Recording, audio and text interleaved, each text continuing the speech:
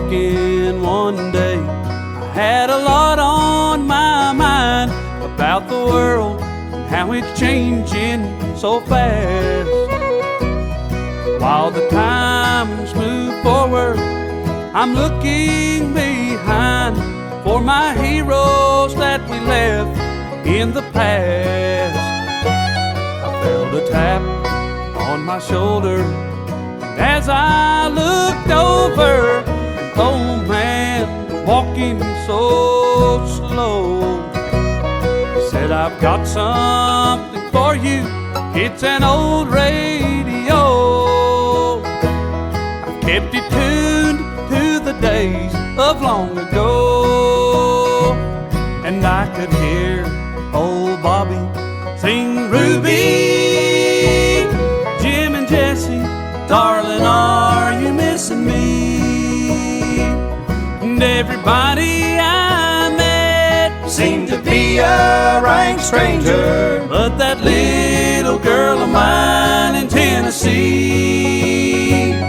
While Bill was painting the Kentucky moon blue, Mac was wondering how the old folks are at home.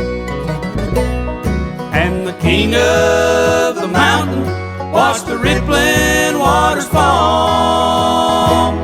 I heard it all on that old radio.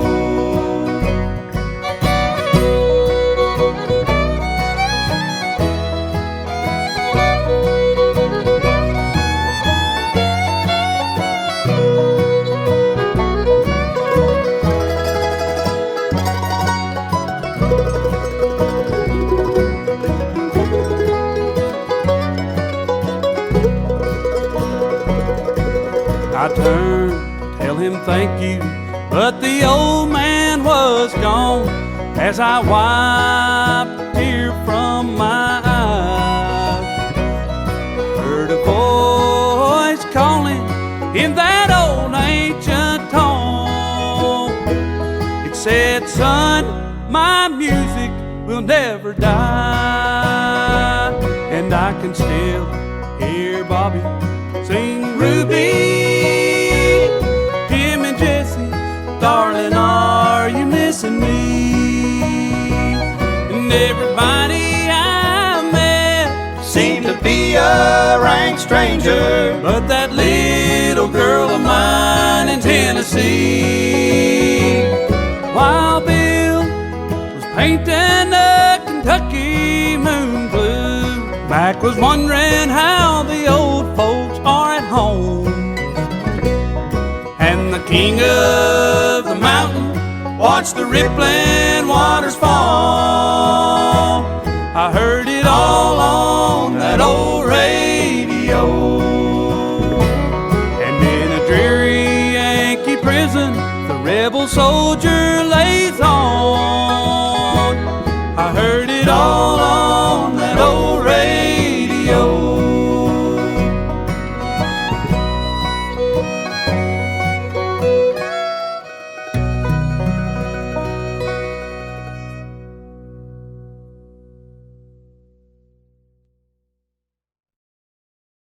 Well, hello and welcome once again to show number 6 of Old Time Radio with Rick.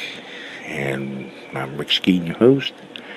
And we're really going to try to get through all these today. We got quite a few to do in the next 3 hours. And at the end of the show, I'll talk to you about what's coming up and so on and so forth. Our first show today is from November 27th, 1947. It's broadcast on the Mutual Radio Network. The show's Family Theater, and the title of the show is Home for Thanksgiving. The Mutual Broadcasting System, in cooperation with Family Theater Incorporated, presents Home for Thanksgiving, starring Paul Henreid and Joan Leslie. Charles Boyer is your host.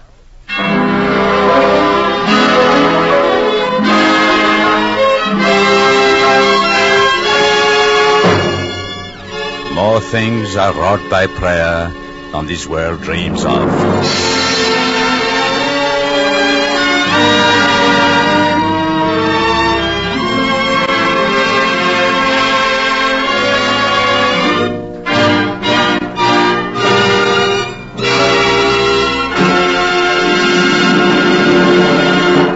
Across the country tonight, in millions of hearts and homes, there is a spirit of happiness and thanksgiving. It is more than thanks for turkey dinners, more than our happiness in the reunion of family and friends. It is a renewal of our faith and trust in God. For Thanksgiving Day is meaningless without our prayers of thanks to Him whose goodness comes to us each day.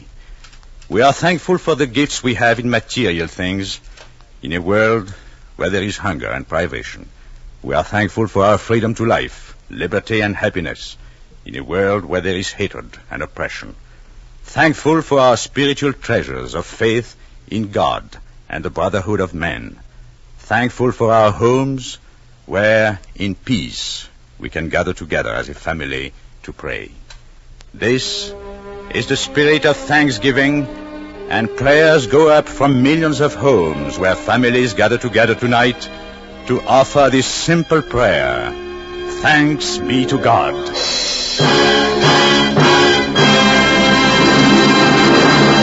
Charles Boyer will return later in the program. Now, tonight's Family Theater stars Joan Leslie and Paul Henry in True Boardman's Home for Thanksgiving.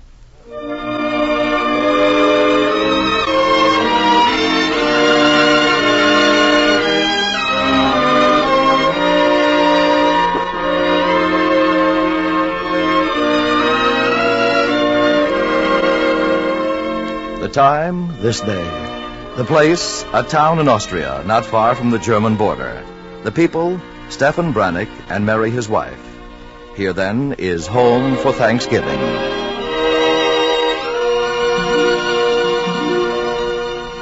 Mary, Yes, Stefan? you were not asleep? No, I was waiting for you. I finished. Oh, read it to me. Oh, I don't know. It says it all badly, but perhaps somehow behind the words is what I feel for this day. I hope so. Oh, I'm sure it is. Read it, dear. Very well. 27th November, 1947.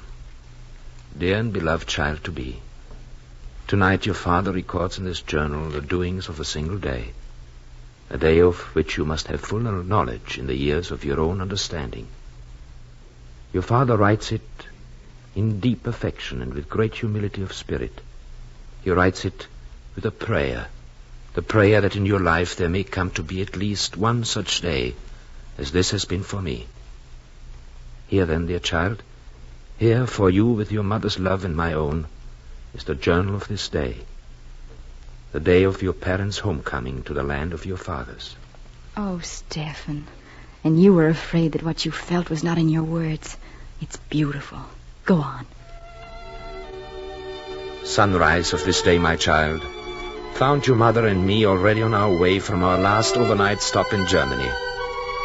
As the sun made gold the sky of dawn, we rode eagerly along the main highway from Passau to Linz. Of our vehicle, we were very proud. It was a truck, a 2.5-ton truck, and I, at its wheel, felt like a conquering hero returning from the wars. Stefan? Yes? Take it easy, darling. You said yourself it was only 100 kilometers, and we have all day. Was I going too fast? I'm sorry. I don't mind, but you look so intent. Watching you drive, I could only think of Ben-Hur and the chariot. I am flattered, but Brunhilde is not. She's far superior to any chariot. You know, sometimes I think that if you ever really had to choose between this truck and me, I'd be the one to lose out. It would be a difficult decision. To me, you are both beautiful. And Brunhilde does not have the habit of looking at me out of the corner of her headlights and laughing at me. Maybe she doesn't love you enough to laugh at you. She loves me to the bottom of her carburetor. And besides, I wasn't laughing. Not really. I was just happy for you. You're like a 10-year-old. You're so excited. And why not? When any moment now we shall arrive at the border, after nearly 10 years. Would you expect me to be calm? On the contrary, the moment we cross into Austria, I fully expect you to stop Brunhilde, get out and kiss the ground. That's what a lot of our GIs did when they got home. Well, I shall vary the procedure. Instead, I shall stop Brunhilde and kiss my American wife. Oh, darling, I am so happy for you. For both of us. But mostly for you. We should make a kind of family holiday of this date. The day the Brannick family came home. It's a good idea. Let's see, what's today?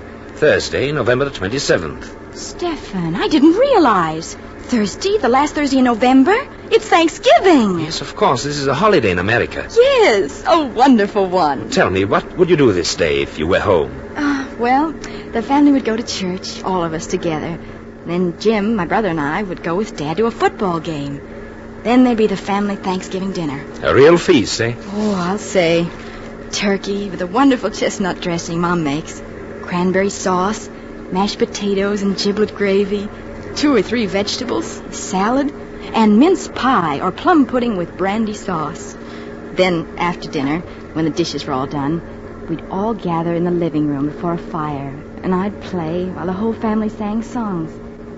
My dad always felt that too many people forgot the real meaning of Thanksgiving, and he didn't want us to. So we'd always sing. A hymn or two at first, and then old songs that we all knew and loved. We were good, too. Mom's contralto, my sister Coral's soprano, and Dad's deep, deep bass. And Jim trying to hold melody with a shaky baritone. I can hear them now. I'm sure you can. Oh, Stephen, stop the truck. Please, please now. Well? Darling, listen. Oh, I know how that must have sounded, but all of that belongs to Mary Connors, a girl who doesn't exist anymore. I'm Mrs. Mary Brannick, and there's no place in the world I'd rather be at this moment than here with my husband, the man I love, the man whose child I'm going to be proud to bear. That's true, Stephen. I give you my word it is. Yes, darling. I believe it is. Mary Brannick, I love you very much. Oh, darling, hold me. Now, we go on. See, the place you choose to stop, just ahead. The border. There will be a delay here while our papers are checked and our goods examined. You had best wait in the customs house. All right. Perhaps there'll be coffee. Look. Oh, but of course. We should have expected it. There is an American MP in addition to the Austrian border guard. Halt! Stefan, don't say anything. Let's see if he can tell. Halt, Grenzinspektion. Guten Morgen, Herr Inspektor. Mein Name ist Stefan Brannick. Meine Frau und ich fahren nach Nurhofen. Alle Papiere sind in Ordnung. Ich werde die Papiere durchsehen. Aber der amerikanische Feldwebel muss sie auch examinieren. Aha. Oh, hello. Good day, Sergeant. My name is Brannick. Oh, good morning. Glad you speak English. My name's Jensen. The truck you're on? Yes, war surplus, purchased from UNRWA. I have the bill of sales right here. Okay, we'll check it. Say, this may take a little while. Maybe your wife would like to wait inside where it's warm. Maybe she would. Oh, she speak English, too? Well, a little, you know. Gnädig Frau, inside, warm, rest? Thanks, Sergeant. It sounds like a great idea. You see, Stephen, I'm a success. Oh, you're an American. Check. Where from? San Francisco. San Francisco? Hey, the captain's from Seattle and his wife's from Portland, Oregon. Oh, we're practically neighbors. Look, miss, I mean, ma'am, you stay right inside and I'll call the captain. He'll want you to stop in and see his wife. They're billeted just a little ways from here. And Mrs. Davis is crazy for news from home. Well, Sergeant, I'm sure Mrs. Brannick would be delighted to meet your captain's wife. Make your call by all means, Mary.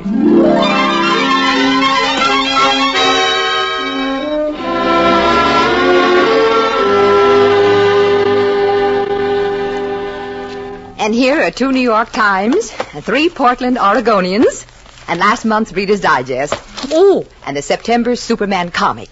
That was my husband's. Oh, thank you, Mrs. Davis. You're a gold mine. And I'm sorry I'm a disappointment.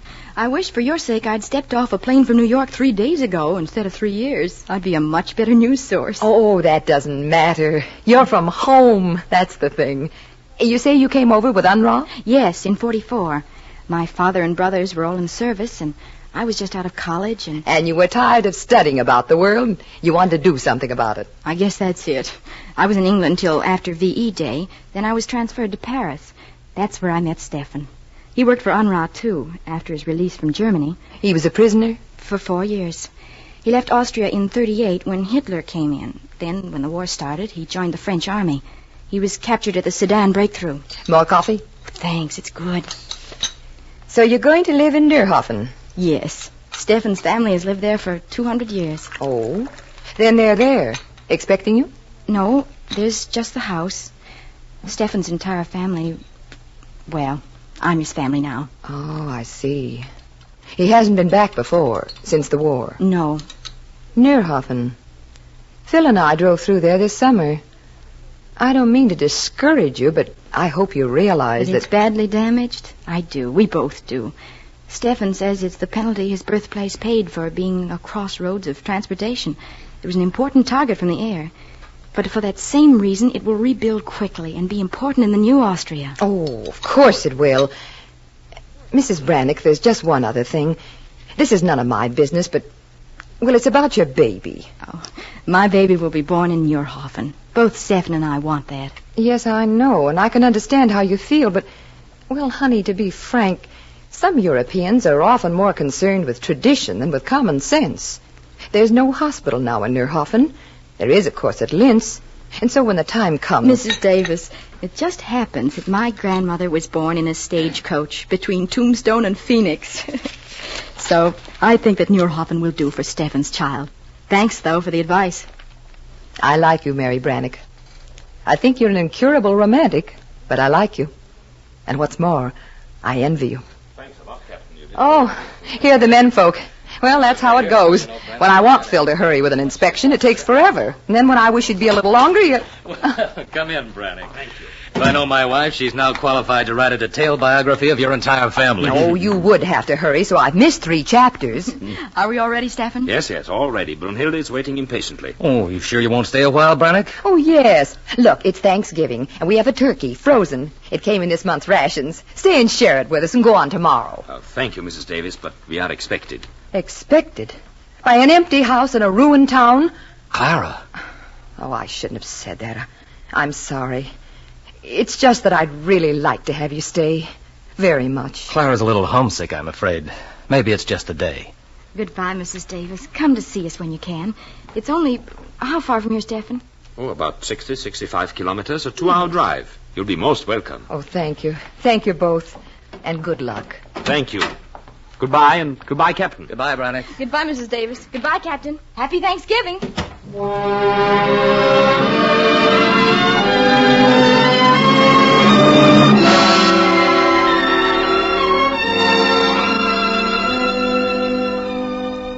And such, dear child to be, was the entrance of your mother and myself into Austria, with words of welcome and words of warning. And we rode on through towns and valleys that grew more familiar to me with each kilometer. And then at last, at long, long last, a turn off the narrow highway and a sign, a shell-ridden sign still faintly legible that read, Neerhoffen. Slowly we drove through the town, wordless. On every side, buildings I had known since childhood were shattered and in ruins. And then we neared our street, the street where our house was waiting for its owners. And here it was. Our silence was broken. We're nearly there, Stefan. The next block, and to the right. Oh, my darling. Mary, this is foolish, but I wish you to close your eyes now, until I shall tell you, until the house is there before us. I want you to see just alone, apart from all the rest of this destruction. Of course. Now, go on. It'll just be a moment. The trees still stand in the parkway as before. Good. And now we turn here and... It can't be. Stefan. A ruined wall. A pile of debris. This is what remains. Darling, it's a mistake. You've forgotten the wrong street. No. It's no mistake. But you were sure. You'd written. The field man who had been here. He wrote that he'd seen the Brannick house with his own eyes. It was untouched. He was wrong, Mary. That is evident. Look, there on the wall. Something's written. Yes, come. Let's see. What does it say? Haus von Karl Brannick durch einen Volltreffer zerstört. It says, House of Karl Brannick, destroyed in air raid 14th August 1944. Entire family killed. Nearest possible living relative, Stefan Brannick. Last known address, Dachau 4, Germany.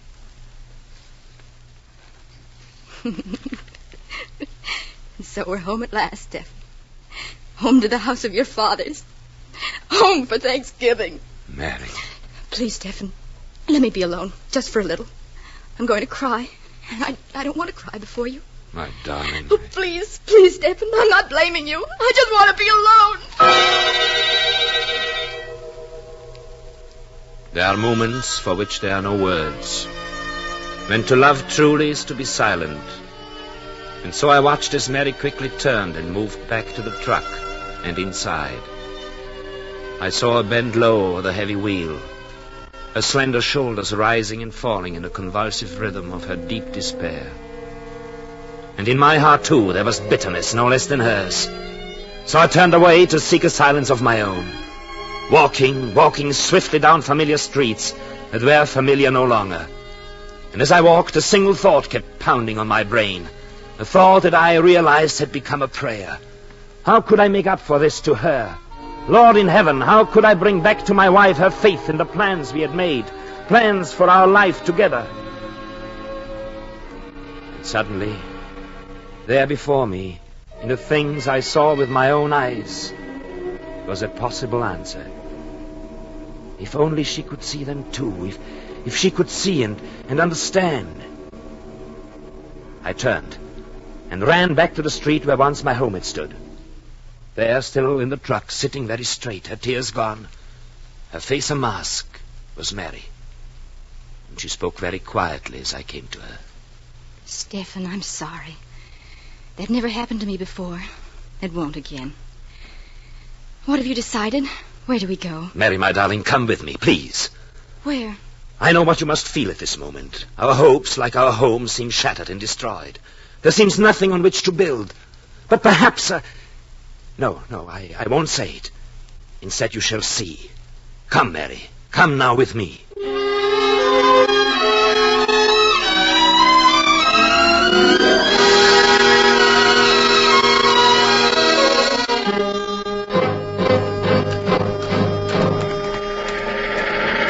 Here.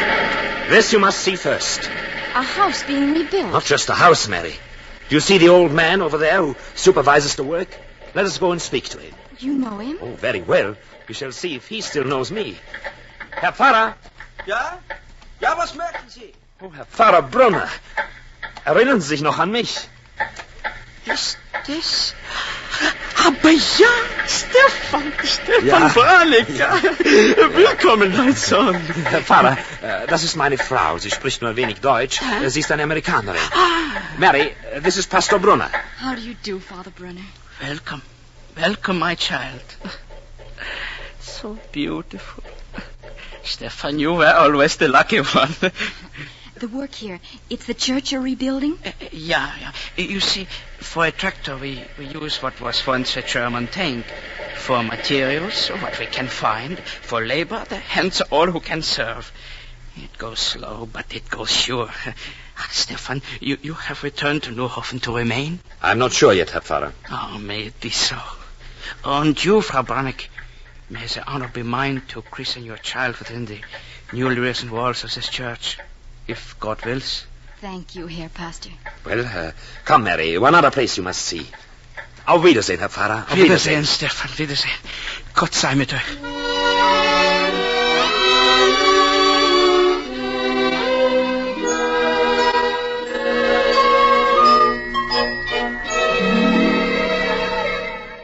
And this too I wished you to see, Mary. Boys playing soccer. But that's not a ball they're playing with. No, a bunch of rags bound with wire. With this they must do. But they play wonderfully. It was always so in Neuhofen. Stefan, that boy over there, he's not playing. Why not? I don't know. Well, we'll ask him. Hallo, du, Junge. Ja, mein Herr. Haben Sie mich gerufen? Ja, sag, warum spielst du denn nicht? Das ist ein Meisterschaftsspiel. Ich bin Ersatzspieler. Oh, I see. He says this is a championship. He's only second team. Oh, that explains it. Oh, you are English. I speak English. My name is Otto. You have chocolate? No, Otto, I'm sorry. I'm an American. I have American shoes. See? Oh, yes, they're fine. A little big, Otto, but fine. A friend of mine here was a corporal. He is home now. Do you know a Corporal Feldstein in America? Otto, wir brauchen dich. Ersatzspieler. Oh, I am in. I play. Good. Sofort. Excuse me. I go Sure. to save the day for Neuhofen. Auf Wiedersehen. Auf Wiedersehen. Good luck, Otto. Shall we stay and watch, Stephen? No, Mary, let us go back. Now we must talk. Once and for all, we must decide.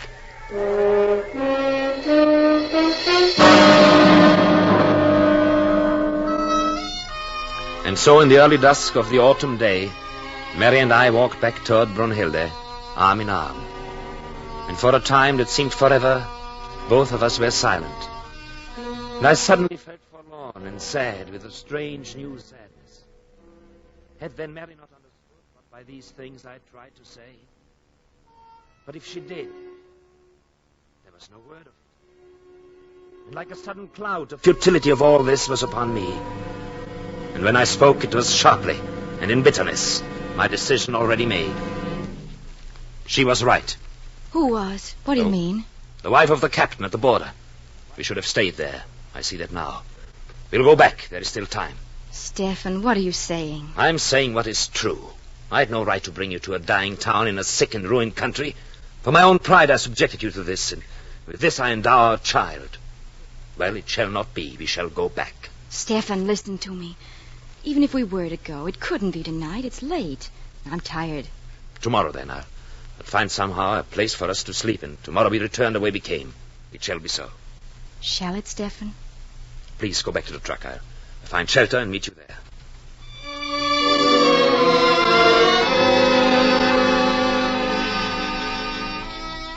Shelter for the night. In other days it would have been easily found. But in a town where each house still standing already had a family in every room, it was most difficult. But at last, in the home of an old friend who remembered me, it was arranged. For one night only, I assured them.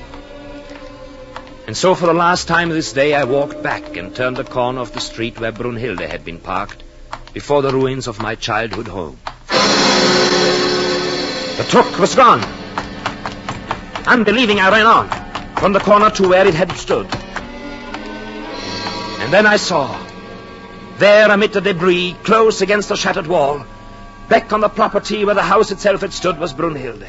And as I approached, I saw on the tailboard of the truck, scribbled in bad German script, which I recognized at Mary's, these words: Haus der Familie Brannick. Willkommen. House of the Brannick family. Welcome. And as I stood staring, still unbelieving, the canvas curtain across the back of the truck bed was raised, and there was Mary's face smiling at me in a pretense of impatience.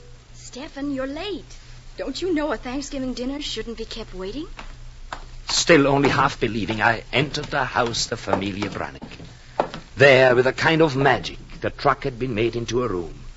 To one side, blankets and sleeping bags had become a bed.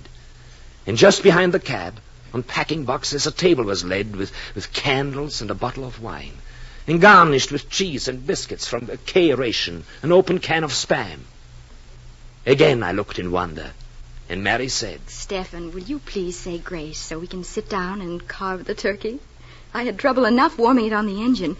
If we don't hurry, it'll be cold. Oh, and since I have my choice, I'll have a drumstick and a piece of breast. Mary Brannick, what is this? Oh, I just moved in, that's all. Incidentally, will you please teach me to drive Brunhilde? I had an awful time getting her started and up on the lot. I will also teach you to write better German. So this is the house of the Brannick family. Stephen, did you really think I didn't know what you were trying to do? Give me my Thanksgiving. The church with your Pastor Brunner. The football game with the boys playing soccer on the ruined field. But one part of the day you couldn't give. The feast. That's a woman's job, Stephen. The wife's job. My job. My darling, what can I say? I love you. I love you more than you can know. We couldn't leave, Stephen. We have so much. Each other, our child, Brunhilde, so many things. And, darling, how will the world ever be made new if people like us are afraid?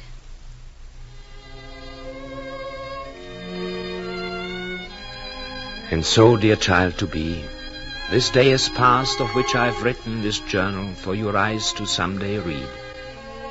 Written that you may know in the years to come of a truth I've learned this day from your own mother. The truth that the day of Thanksgiving belongs to no one people and no one land, but is in the hearts of all people, of all nations, who love and understand, and who face each today with courage, and each tomorrow with unbounded faith. Written at Noorhofen, this 27th day of November, 1947. The day your mother and I, in the goodness of God's blessing, came home for Thanksgiving.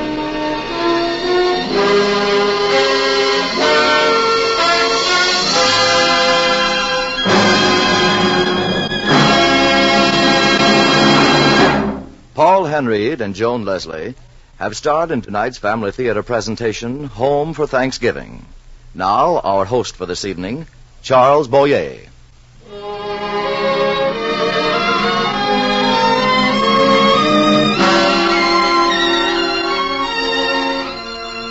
Dear Lord, on this Thanksgiving Day, accept our humble thanks. We pray for all thy gifts, for sunshine, rain, for fruitful trees and fields of grain, for food and shelter and kind friends, for every blessing heaven sends, for faith to see in all things, Lord, thy gracious gifts and great reward, for hope to rise from earthly care and find fulfillment in our prayer, for love to aid, for light to see, we give our thanks by charity, for work to do, for each success, for all good health and happiness, for home and loved ones gathered here, for love and laughter and good cheer, for mercy, courage, gladness, mirth, for all good things upon this earth, dear Lord, we offer thanks and pray with joyful hearts Thanksgiving Day.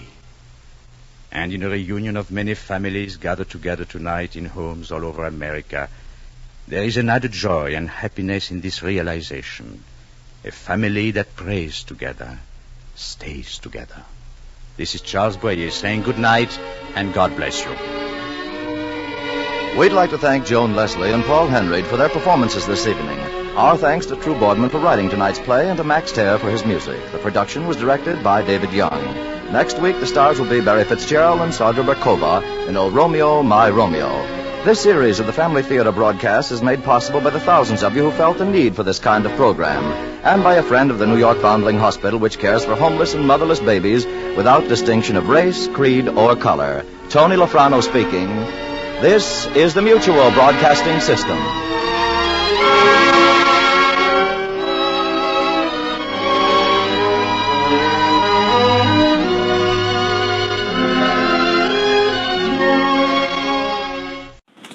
From November 27th, 1947, as Mutual Radio's Family Theater. Our next show is from Armed Forces Radio, and it is a Thanksgiving show they done from November 23rd, 1944. And the host on the show is Lime Barrymore. From America, greetings on Thanksgiving Day, 1944.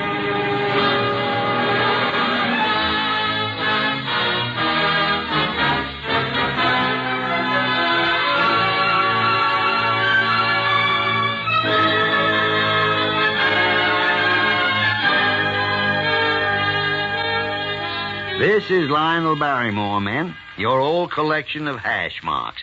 And they've put me here at the head of this Thanksgiving table to dish out the entertainment victuals to you fellas overseas. By way of an appetizer, Percy Faith and the orchestra are offering a medley of tunes as American as a hot dog and a ham sandwich on rye.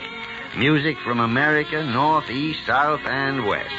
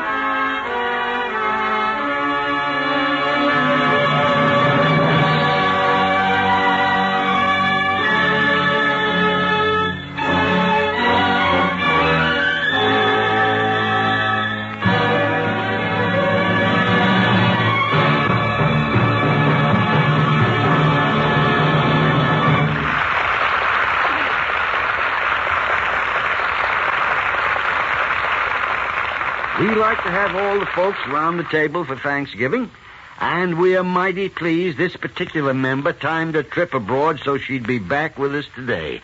Dinah Shaw.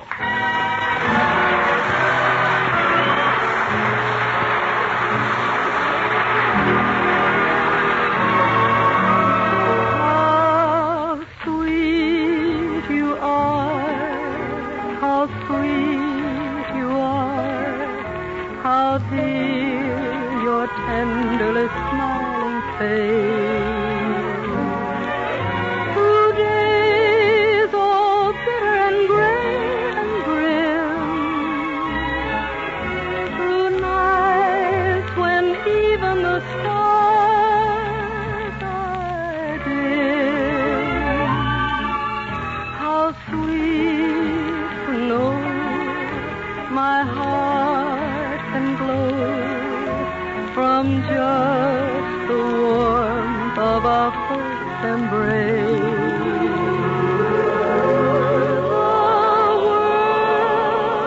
The world's a lovelier world by far.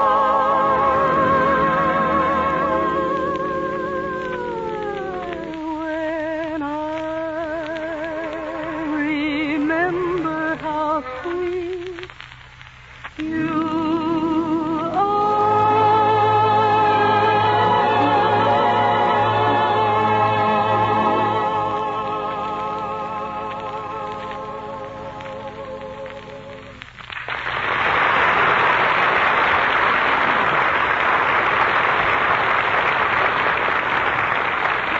Thanks, and hi there, everybody. This is Dinah. And this being Thanksgiving, Wally Brown has turned host and invited us over to his house for Thanksgiving dinner. Well, thank heaven. It was beginning to look like Eatless Thursday. Let's go. Come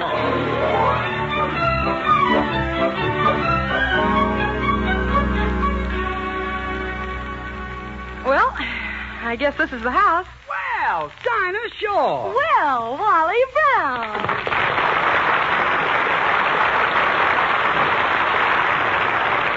Oh, gee, Dinah, I'm glad you were able to make it. What did you do, bring your own turkey? Turkey? Wally, that's Harry Von Zell.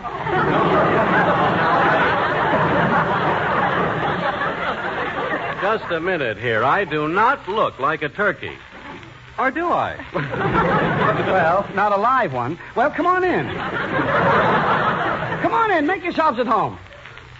Gee, you got a nice place here, Wally. You were lucky to find a house like this with a swimming pool and all. Oh, it isn't bad. All except the front walk. What's wrong with the front walk? Every time I come home at night, I bump into those gasoline pumps. I mean, you... Oh.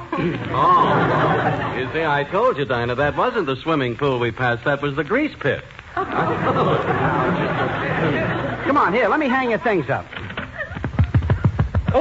Oh, brother, look at the moths in that closet. Oh, Harry, where's your holiday spirit? After all, it's Thanksgiving for moths, too. Sure. What can a moth eat?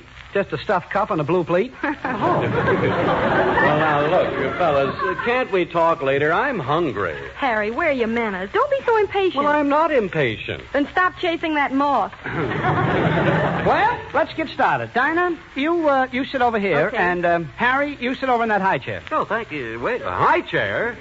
Wait a minute, this thing is a trap. I won't be able to get at the food. I think of everything, don't I? Well, how do you like it? Look at that turkey. He was raised strictly on corn. Yes.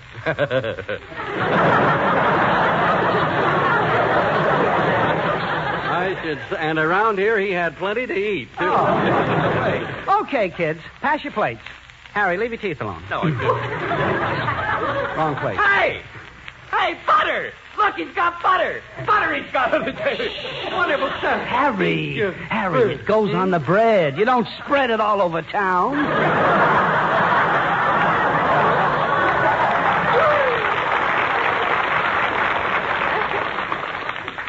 I haven't had, excuse me. Yeah. Wally, please, just a moment. It happens that's my elbow you're dunking in the gravy there. Well, anything with meat on it these days. Tell you what I'll do. I'll give you 4 points for it. I'll take it. Oh, I thought so. Okay, kids. What do you have? I'll have some white meat. There you are. Harry, what part would you like? Well, what's the difference? I know what part I'll get. Oh, well, you know, this is a pretty good dinner, if I have to say so myself. And I guess I'll have to say so myself. This is a pretty good dinner. Oh, Thanksgiving. Strange how it all started, isn't it? Tell us a Thanksgiving story, Wally. Oh, for that's done it. An after-dinner storyteller, probably he'll do card tricks, too. You talked me into it. Well, it started way back in there was a boatload of pilgrims. They left from they landed at they were poor. They didn't have any, they were on the rocks. There were hundreds of them. They were all trying to, but there wasn't enough room. I mean, how could they all fit into one Plymouth?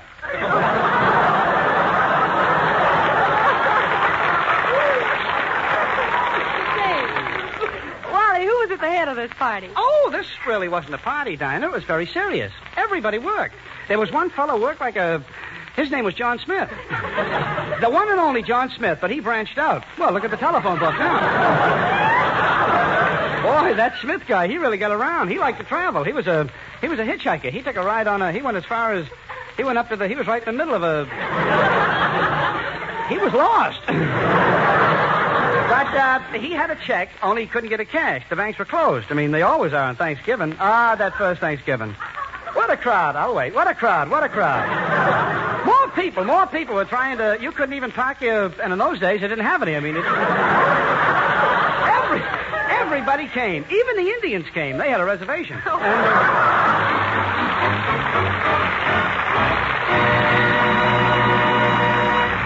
Thank you, Dinah Shore, Wally Brown, and Harry Von Zell. And now, gang, here's another neighbor who's dropped in on us for a free drumstick. John Charles Thomas.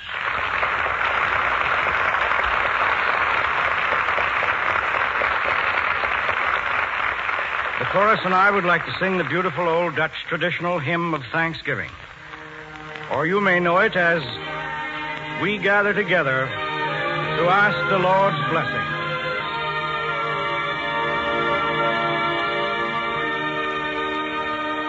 We gather together to ask the Lord's blessing.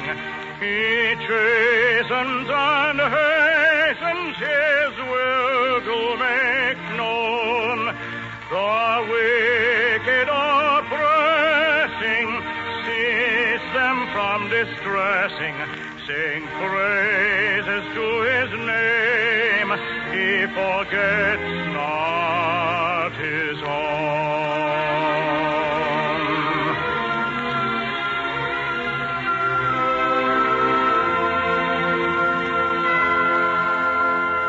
Beside us to guide us, our God with us joining, ordaining, maintaining His kingdom divine.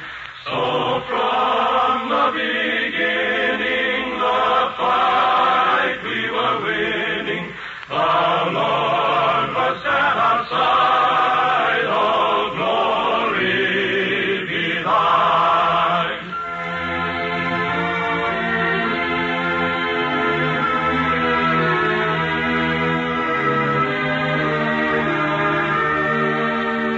We all do extol Thee, Thou leader in battle, and pray that Thou still our defender wilt be. Let Thy congregation escape tribulation. Thy name be ever praised. O Lord, make us free. Lord, make us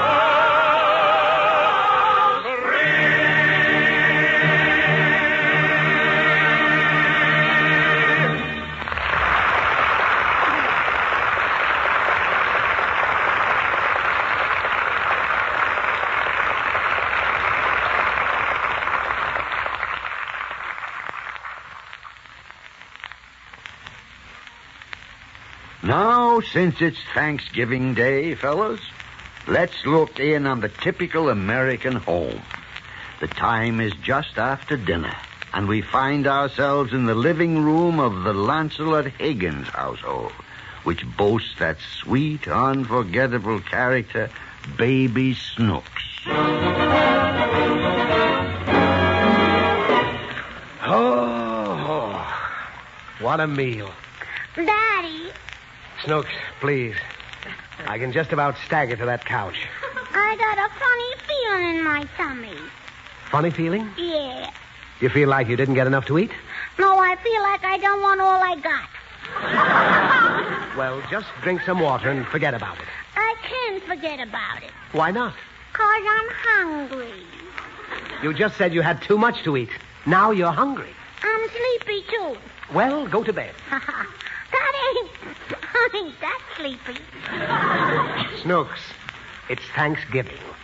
Let me go through one whole evening without punishing you. All right, Daddy. You got my permission. Oh, this is a night for gratefulness, for benevolence. Look, why don't you run across the street and ask how old Mrs. Hooper is? I did, Daddy, just like you told me. What did she say? He said it's none of your business how old she is. Well, then go inside and help Mommy with the dishes. Why don't you do it? Because a man's place is not in the kitchen. Is it on the couch? Now, don't be impertinent. Just run along and stay away from that icebox. If you eat any more turkey, you'll turn into a turkey. Will I talk like a turkey? Yes. Gobble, gobble, gobble, gobble.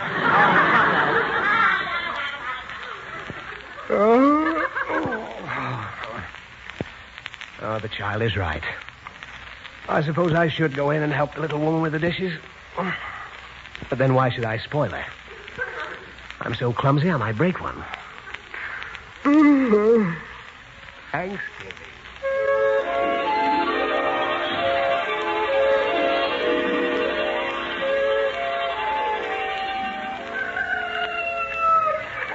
Daddy. Snooks, is that your voice? Where are you? Right here. Where? All I see is a scrawny little turkey. That's me. You? Good heavens, Snooks. How did you get to be a turkey? He said if I eat any more, I'll turn into one. Oh, Snooks, you didn't go back for more turkey, did you? Did you? Didn't I? And look at me. I'm covered with feathers. Could it be that I'm a turkey, too? Could that be? Could be. Snooks, this is weird. Yeah, it's weird. Lancelot Higgins, a turkey. Gone, my bubbling laughter. My flashing smile. What can I say to the neighbors? I know, Daddy. What? Gobble, gobble, gobble, gobble. This is no time for jokes. I'm a turkey. And yet I don't feel like a turkey. How do you feel, Daddy? Foul. Not bad, eh? Daddy. What? You may be a turkey, but you ain't changed much. Oh. Why, look, Snooks. We're right in the middle of a barnyard. Strange. If I didn't know I was wide awake, I'd think I was dreaming. Daddy, there's a duck with eyeglasses. Quiet, Snooks. It may be Frank Tours. And look at that cute little chicken.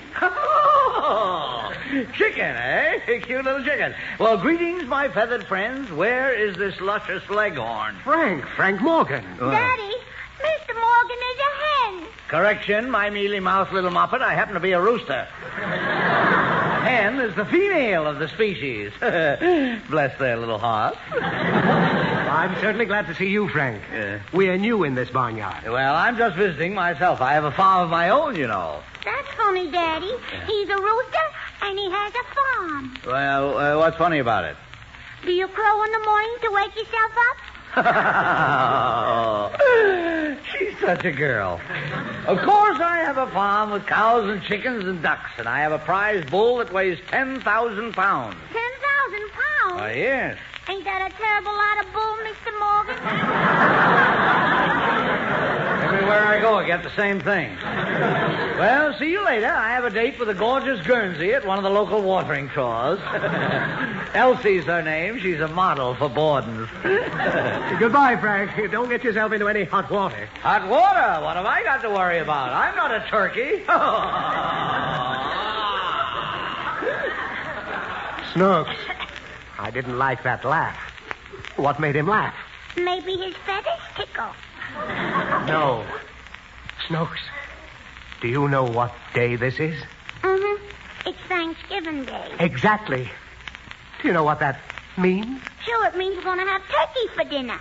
No, we're the turkeys. They're going to have us for dinner. Who? Us. Oh, what was that? It's a man with a gun, Daddy. It's Mr. Mudge. Mudge? Yeah. Why, of all people, he hates me. He'll wring my neck. Snooks, you've got to protect me. I got to protect you. Yes, I'm a great big heavy-set bird. You're just a runt. Why don't you protect me? Don't be silly. Who'd want to eat a scrawny, sawed-off, tired-looking little turkey like you? Listen. He's got a machine gun. That ain't a machine gun, Daddy. Oh, what is it? It's your knees knocking. Oh. Snooks, he's coming this way. Talk to him. I'll hide behind this rock. All right, Daddy. Leave it to me. Hey, you. You haven't seen a turkey around here named Lancelot Higgins. Lancelot Higgins? Yes, he's that big flannel-mouthed bag of wind who used to live next door to me. Never heard of him. Don't give me that. I know he's around somewhere. You know what I'm going to do when I catch him? You're going to stuff him. Right. And then you know what I'm going to do? Uh-huh. What? You're going to kick the stuffings out of him. Exactly. What was that? It's somebody's knees knocking. Whose knees? Flannel mouth. Oh-ho! Run, Daddy. He's on to you.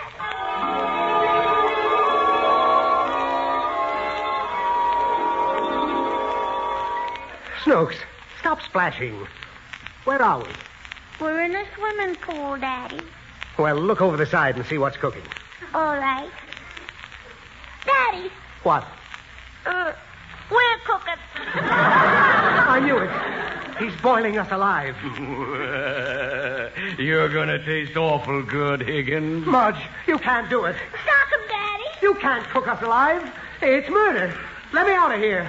Let me out of here. Let me out. Let me out. Let me out. Daddy. Oh, Snooks, it's you. Who'd you think it was? Oh. Why, you're not a turkey, are you? No, I'm Snooks. Oh, Snooks, my little girl. Oh, you never looked more adorable. Me? Yes. Come here and let me kiss you. Don't you feel well, Daddy? Never felt better, Snooks. And I've just realized we have a lot to be thankful for. Yeah. Here I've been sleeping on the couch while your mother's been doing the dishes. Well, I'm going right in and straighten up the kitchen with her. Mm-hmm. Tomorrow I'll clean up the woodwork with her. And I'll think of something else for Saturday. Mommy's already thought of something. Oh, she has? How do you know? Well, she just said she was going to mop up the floor with you. Now I'm really cooking.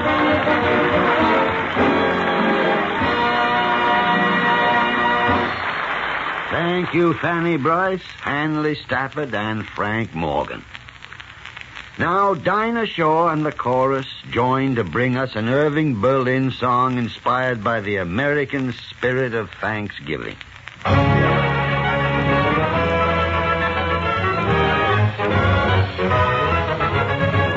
Thanks for the Yanks, and for Russia's giant guns, and for all the other sons of freedom.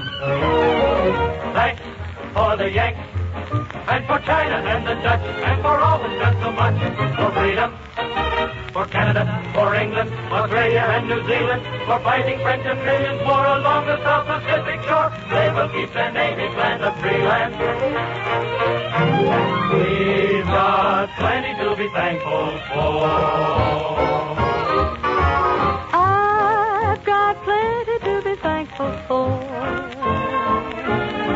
I haven't got a great big yacht to sail from shore to shore. Still, I've got plenty to be thankful for.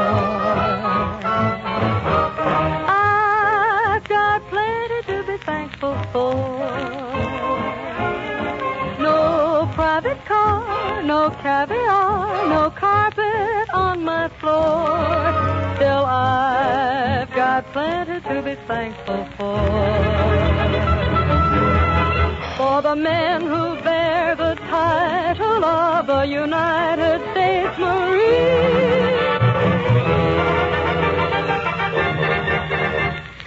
And for those men who shout, "Anchors aweigh!" And for each rousing tale as they hit the dusty trail and those caissons go rolling along. And all the men who fly, spouting their flame from under, off with one hell of a roar. I'm thankful, too, that this is true. Nothing will stop the Army Air Force.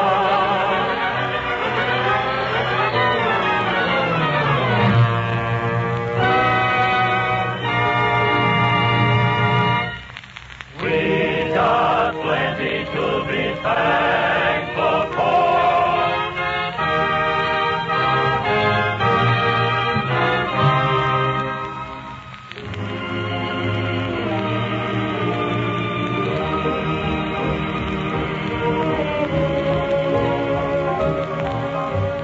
How could anybody ask for more?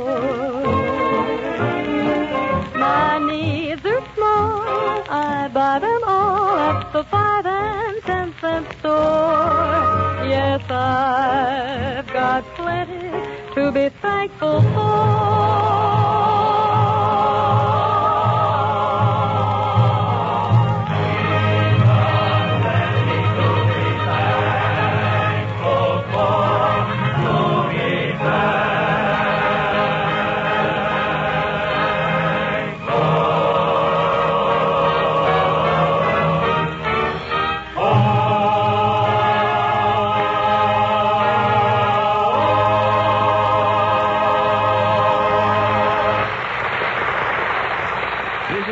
Barrymore, fellas, winding up this Thanksgiving spread with just one or two more words. It's pretty tough for any soldier or sailor to get excited about Thanksgiving Day when he's a few thousand miles away from home and the cranberry sauce. But let's all be thankful anyway that we've got a country to come home to that's rich in its natural bounties and opportunities, and rich in its friendship with other nations who have proven themselves strong and helpful in hastening that day when tyranny ends, and we celebrate a real Thanksgiving.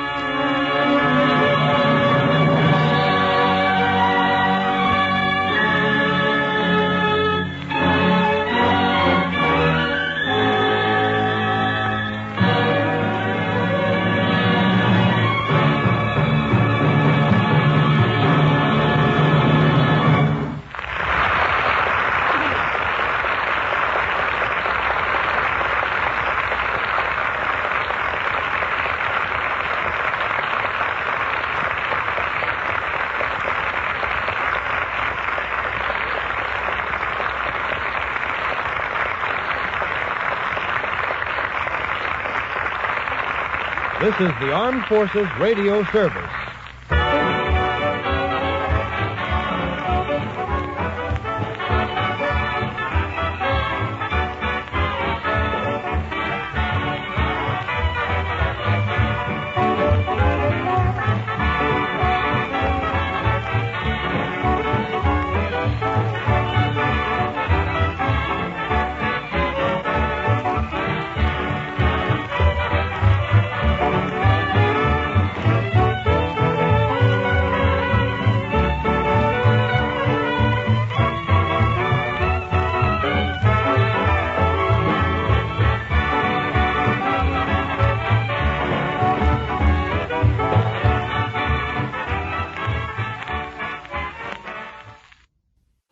From November 23rd, 1944, that was an Armed Forces Radio Service Thanksgiving show with Lionel Barrymore. Our next show, we played one of these back on our very first show, Mom and Abner, And this is the traditional Thanksgiving show that they played every Thanksgiving. So this is Lum and Abner Thanksgiving Show.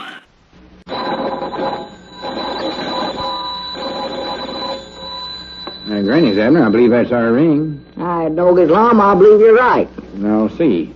Hello, jot 'em down, store. This is Lum and Abner.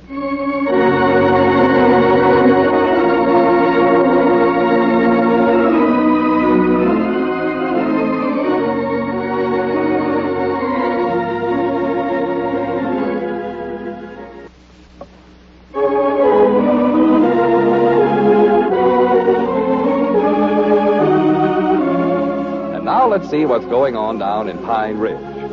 Well, as we look in on the little community today, we find Abner at Lum's house as the two old fellows get ready to execute one of the basic operations of Thanksgiving. Listen. Well, come on, Lum. Let's get out and back there and take care of that turkey gobbler if we're going to. Yeah, we better do that. Elizabeth and the women folks over at my place just waiting to eat it in the oven. You ought to see the stuffing they're making for that thing. Looks good, doesn't it? Oh, pretty sight I ever seen in my life. Come on, follow me. Yeah. I got him pinned up in the backyard here. Well, sure, it's mighty nice of you to furnish the turkey for us, Lum. Well, I figured it's just about my turn. Every year I've always ate with you or over at Grandpap's. So this year I decided I was going to try to pay you all back. A little bit, at least, way. Well, you needn't have done it. Of course, it's mighty nice of you, though. Well, I wanted to. I wouldn't have felt right about it if I hadn't did it. Yeah, we'll sure enjoy it. And I will say that none of you are going to be disappointed in this turkey, neither. There he is. Huh? See him stand there? Oh. Ain't he a humdinger? Aye. Doggies, look at him. Just look how he stands on them two legs. Yeah. Oh, he's a dandy. Oh, he struts backwards and forwards across there. Yeah, look at him. Tell you, I fed him better than I fed myself. Yeah, well, you can tell that by looking at him. He's about twice the size you are. Well, it's that cracked corn that did it. Is that all you've been eating? I mean, that's what I fed the turkey. Oh, I was going to say. You know, that's the only way to do it, though, Abner. Raise your own turkey. Oh, yeah, Lord. That way, you know just what you're getting. Sure. You know what it's been fed and how it's been raised, and best of all, you can get it good and fat. Lots of meat on it. Yeah, well, from the looks of that, you sure done a good job. Look at him. He is fat, ain't he? Oh, biggest than I ever seen, I do believe. Don't walk, you wobble. Yes, sir, look at him. Well, sir, it's the only way. I ain't sure it's any cheaper the way feed has been costing lately, but it's still the best idea. Yeah, you're right about that.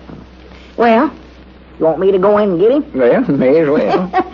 You got the axe ready, ain't you? Yeah, it's right there by the chopping block. Yeah, well, here it goes in. How do you unhook this gate here? Oh, just a minute, Abner. How? I just want to take one more look at him. One more look? Yeah. Sort of looks pretty standing there, don't he? Oh, he's a dandy. All them feathers and all. Yeah, he's going to look a heap prettier some cranberry sauce and gravy around him, oh. Well, we better get to work on him, huh? Yeah. Just a second, Abner. What's the matter now? I was just wondering if the axe is sharp enough. Oh, it's bound to be, sure. Maybe I better take it and run over to Ulysses and sharpen it again just to make sure. Now, Lord, we ain't got time for that. Them women folks are all over there waiting for this bird. Yeah, that's right. Sure. Well, we better go ahead with it, I guess. Yeah, doggies, we're late now. How'd you say you unhooked this gate here? Well, you just take hold of that nail there. And, wait a minute, though. I just happened to think of something, Abner. Oh, what is it? Do you think that turkey's fat enough to kill? Fat on her. He's got so much weight on him, he's getting bow-legged. Look at him there. Well, I just hate to go over there with one that wasn't big enough. Well, you don't need to worry about that with this bird, I'll tell you that right now. It's a waste of money to kill them before they're ready, too. Don't reckon we ought to save him till Christmas. Till Christmas? Yeah. Law me, Lum, don't you know there's a house full of people over at my place waiting to eat this turkey? They come there for Thanksgiving. I don't want them hanging around there till Christmas. I can tell you that right here and now. Well, I just wanted to make sure was all. I guess you better go ahead. Well, I had if we want any Thanksgiving dinner. Abner. What now? Kind of be careful of Chester's left leg there. Well, sure. Chester's? Yeah, he sort of skinned it up the other day. Well, just a minute. Who's Chester? Well, that's him. The turkey? Yeah. Well, for the law me's sake, say you lie. Well, I know it sounds silly, but I had to call him something. I couldn't just say good morning, turkey, or good evening, turkey. That'd sound sillier. So instead you say good morning, Chester, and good evening, Chester. That's what you do? Yeah. I suppose that don't sound silly. Why, no, of course not. Well, you better get ready to say goodbye, Chester, because I'm going in there right now. Wait a minute, Abner. Lord, they're waiting for us over there at the house. I know, but, well, we might be making a mistake. Mistake? Yeah, I'm feared Chester might be a little tough eating. Oh, Lord. All that jumping up in trees makes muscles in him. What's he doing jumping up in trees? Well, you jump up in the tree, too, if a dog taking out after you. How could a dog get after him? He's inside the pen there. Well, he can't stay pinned up in there all the time. He's got to have a little exercise. And that's when the dogs chase him. On our little walks. Oh, well, your little walks? Yeah. When I get home in the evening, Chester always likes to go for a little stroll. Now, just a minute, Lum. Let me get this straight. Just about dusk. You mean you and that turkey actual taking walks together right out on the public road? Well, it was after dark, sort of. Well, it's a lucky thing for you it was. If anybody saw you and that turkey gobbler walking along the road, they'd have had you bored for the simples. Well, I don't see nothing wrong with that. Walking with a turkey. Well, Chester's as well-behaved a turkey as you ever seen. And so friendly. No. Wouldn't harm a soul. Understanding little feller. Oh, bound to be, yeah. Me and him's got to be almost like brothers. Well? You already saw how cute he was when he'd nuzzle in my coat pocket looking for a hot tamale. Hot tamale? Oh, he just loves them things. A turkey? Every night on my way home, I'd stop by Luke's there and pick up a hot tamale for Chester. You mean that turkey there actual eats them hot tamales? Ain't no one thing in this world he likes better. Well, now I've heard everything. I think it's the corn in him he likes so well. Sit there all day long in his little pen just waiting for me to bring him one in the evening. Well, I do It's know. so cute. The minute he sees me coming, he jumps up, sticks his head through the fence, and cocks it over on one side, and then looks up at me with them big brown eyes. Well, bless his heart. It gives a man something to rush home for at night after his day's work's did. Yeah.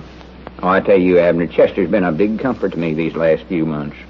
An awful big comfort. Yeah, I can see that, Lum. Yeah. When everything's went wrong, when everybody's turned against me, I always knowed I could come home to Chester. He'd be there waiting for me. True blue.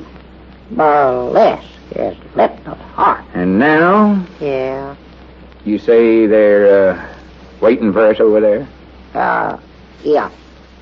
Well, Lum, maybe you better sort of turn your head the other direction and give me the, the AX. yeah.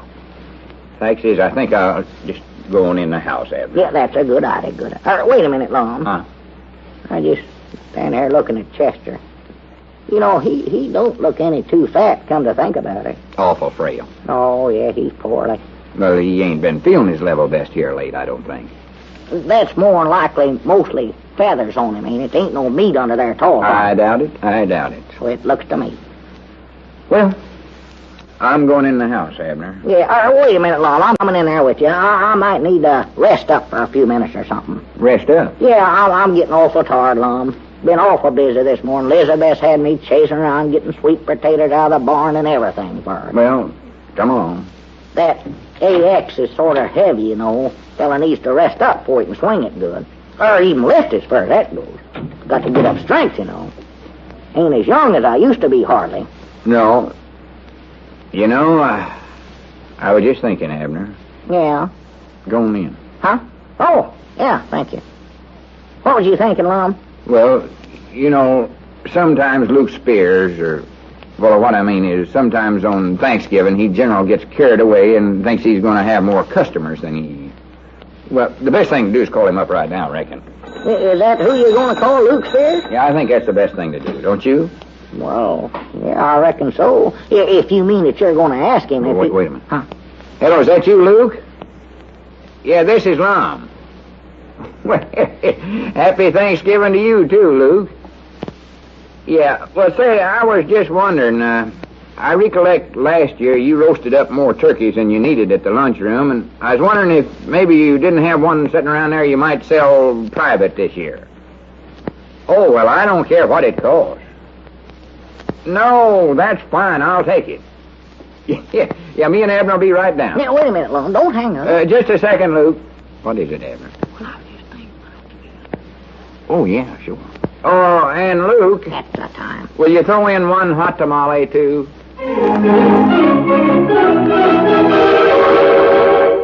Well, at least Chester is going to have plenty to be thankful for today.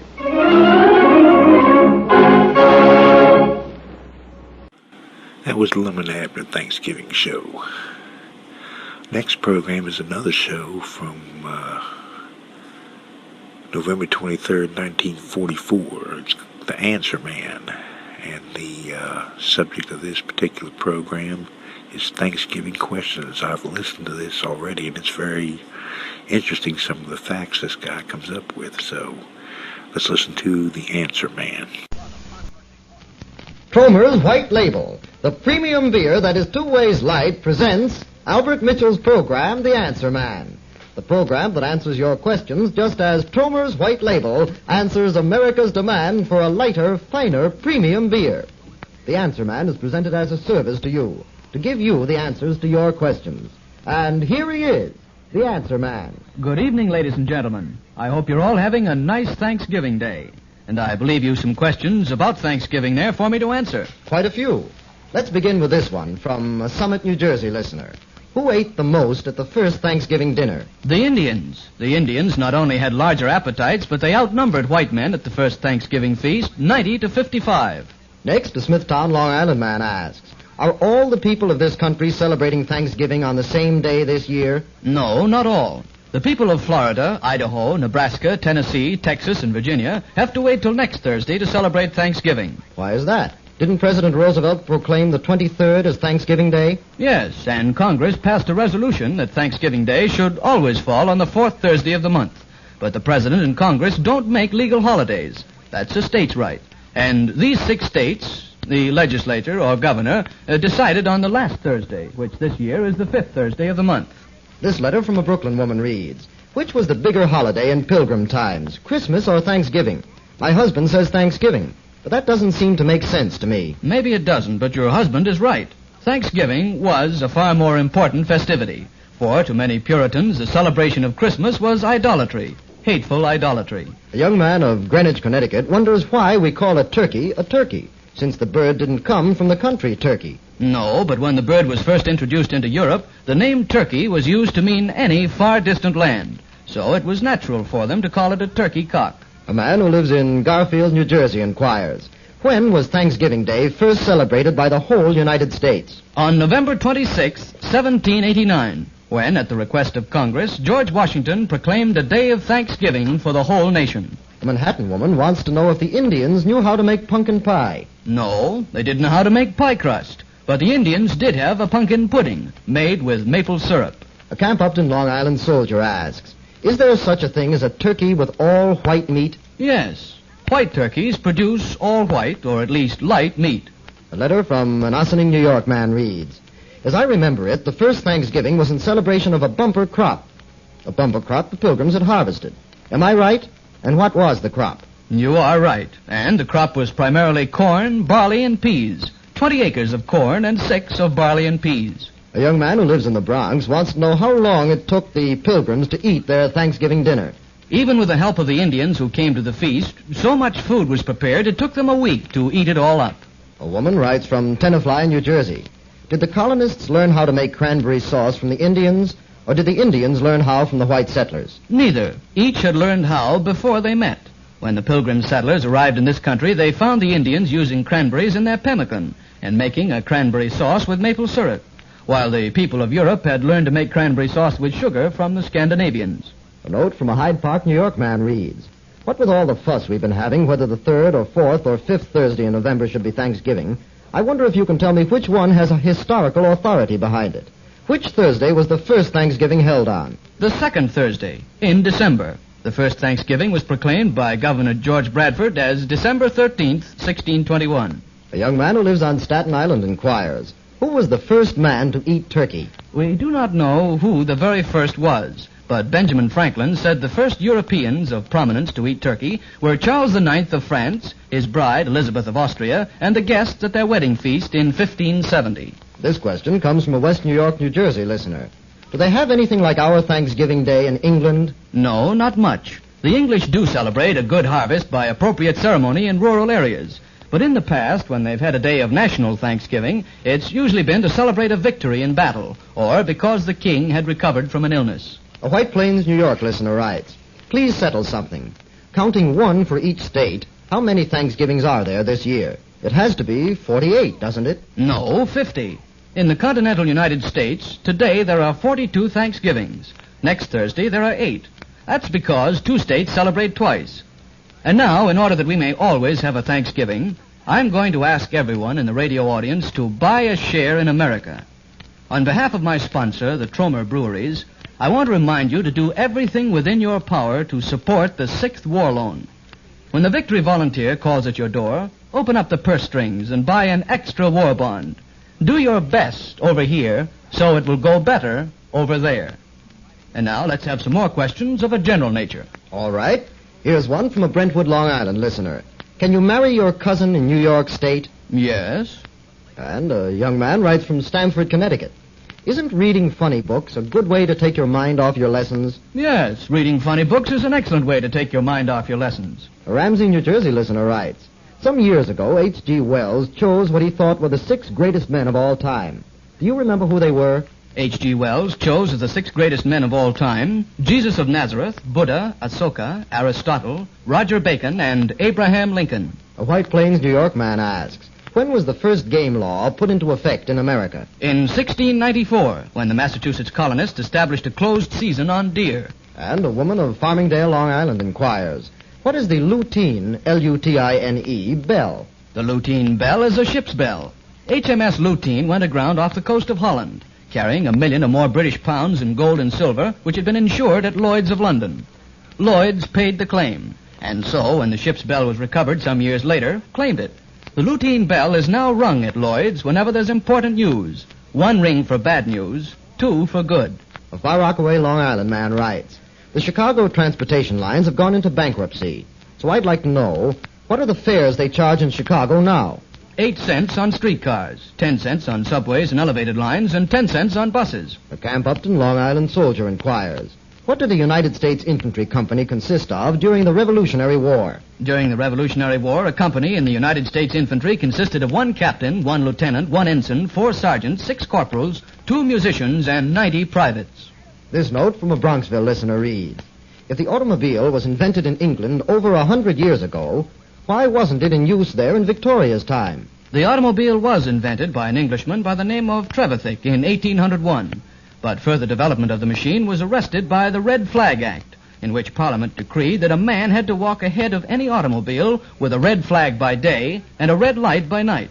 And this in spite of the fact that the speed of Trevithick's car was only 4 miles per hour. The law was not repealed until 1896. A listener of Poughkeepsie, New York asks, who were the first people to say they were paying through the nose? The Irish. In the 9th century, the Danes, who conquered Ireland, imposed a poll tax that was historically called the nose tax. A high school girl writes from Newark. In my English course, I read a book called The Lost Mine of Tissingal. Is there really such a mine? Yes. The lost mine of Tissingal, from which the Spaniards took an untold amount of gold, is located somewhere in the province of Chiriquí in the Republic of Panama. But no one knows exactly where. All traces of the mine were lost after the massacre of the Spanish in 1611. This letter comes from a Long Island City listener and reads, suppose a man is standing holding a bag of grain on each shoulder.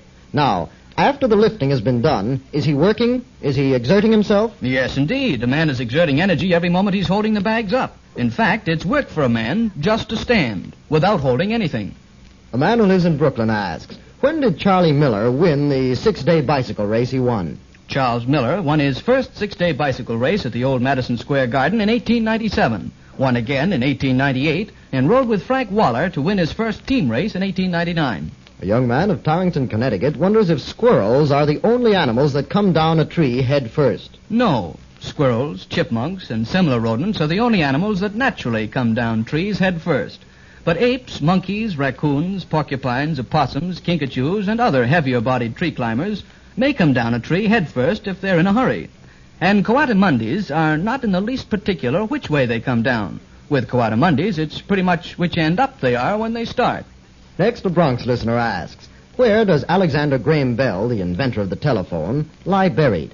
Beneath a huge rock atop a peninsula mountain in Brador Lake near Bedeck, Cape Breton, Nova Scotia. A Valley Stream, Long Island woman inquires, what is triskaidekaphobia? Triskaidekaphobia is morbid fear of the number 13. And a Forest Hills, Long Island golfer asks, did two golf balls ever hit in midair? Yes, a number of times. Head on, from an angle, and even one ball overtaking the other. In 1928 at Wentworth Falls, Australia, playing chip shots from opposite sides of the fairway, two players swung at about the same time. Another player who was standing at the pin saw the two golf balls hit in the air and then both drop into the hole. A Brooklyn woman inquires, what is the height of a city milk bottle? Quart size. The common variety is 9.5 inches tall. Here's a question from a listener in Smithtown, Long Island. How much water does the geyser Old Faithful in Yellowstone Park spout when it goes off every hour? Old Faithful geyser spouts between 10 and 12,000 gallons of hot water every 65 minutes. A letter from a man who lives in Palisades, New Jersey reads, I've heard it said that the Palisades, that is, the channel cut by the Hudson River, extends out into the Atlantic Ocean quite a ways beyond what we think of as the mouth of the river. Can this be true? Yes, it's true. The channel of the Hudson River extends out into the Atlantic to a spot about 100 miles south and east of Ambrose Lightship off Sandy Hook. How deep is the gorge? At its mouth, the channel is 1,600 feet below sea level. And since the ocean there is only 260 feet deep, the underwater Palisades must be 1,340 feet high. A Trenton man inquires, at what time between the end of the last war and the beginning of this one was there the least unemployment in this country? During the peak of prosperity in 1929, there was less than 500,000 unemployed, an estimated 429,000. A Trenton, New Jersey listener writes, how about a Thanksgiving toast? Got one? Yes, indeed. A toast to wartime Thanksgiving. Here's to the things for which we're thankful. Here's to the blessings we enjoy today. Here's to the day of real Thanksgiving, the day our boys come home to stay. Do your part to speed that day, friends. Open up the purse strings. Open up your heart. In this 6th war loan, let's show our thanks to our boys by buying more and more and still more United States war bonds. They want to get it over. We want them to get it over. Our fighting dollars will help finish the job, will help bring nearer the day our boys come home, the day of real Thanksgiving. Remember, if you have a question you want answered, ask the answer man. Ask any question you wish, and provided it has a definite answer that is not of a personal nature and does not violate professional ethics, you will get the answer by mail and without charge. Send your question together with a stamped, addressed envelope to the Answer Man, WOR, New York 18. When the Answer Man returns to the air tomorrow evening at 7:15, he'll broadcast the answers to such questions as, what are the chances of one star colliding with another? Is there such a thing as an Arabic typewriter? Why don't bats bump into things when flying around in the dark?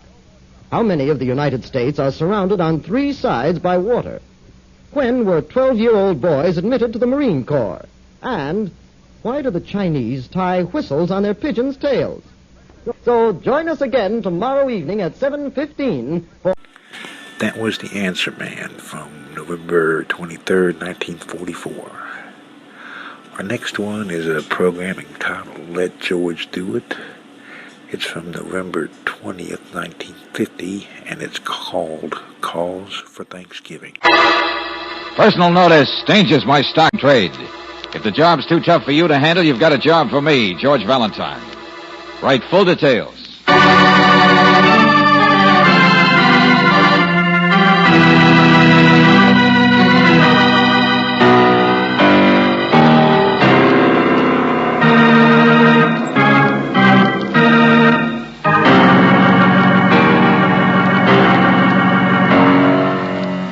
Standard Oil Company of California, on behalf of independent Chevron gas stations and Standard stations throughout the West, invites you to Let George Do It.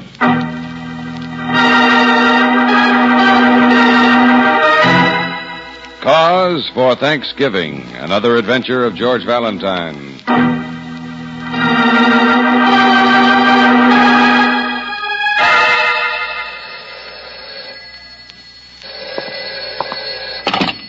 Hello? Dear Mr. Valentine. What? Hello. Quiet. I'm 10 years old. Lieutenant Riley, is that you? Well, it's not Tom Turkey. Listen, my friend. You sure it's not? What's that 10-year-old stuff? Hey, you've been jumping the gun on the cranberry sauce? All right. I'll say it straight. I'm phoning on behalf of a little boy 10 years old. Well, that's better. No, it's not. It's worse. Said little boy could no more write you a letter than he could hope to choke. I doubt if he can write. What's the matter? He can't talk either. Huh? You heard me. I said he can't talk. Oh, I don't mean there's anything wrong with him, or maybe there is. I don't know, but... Look, Valentine, get over here, will you, right away to my house? Well, sure. But I warn you, friend, this little boy never heard of Thanksgiving. If you're going to help him, you'd better bring your brass knuckles.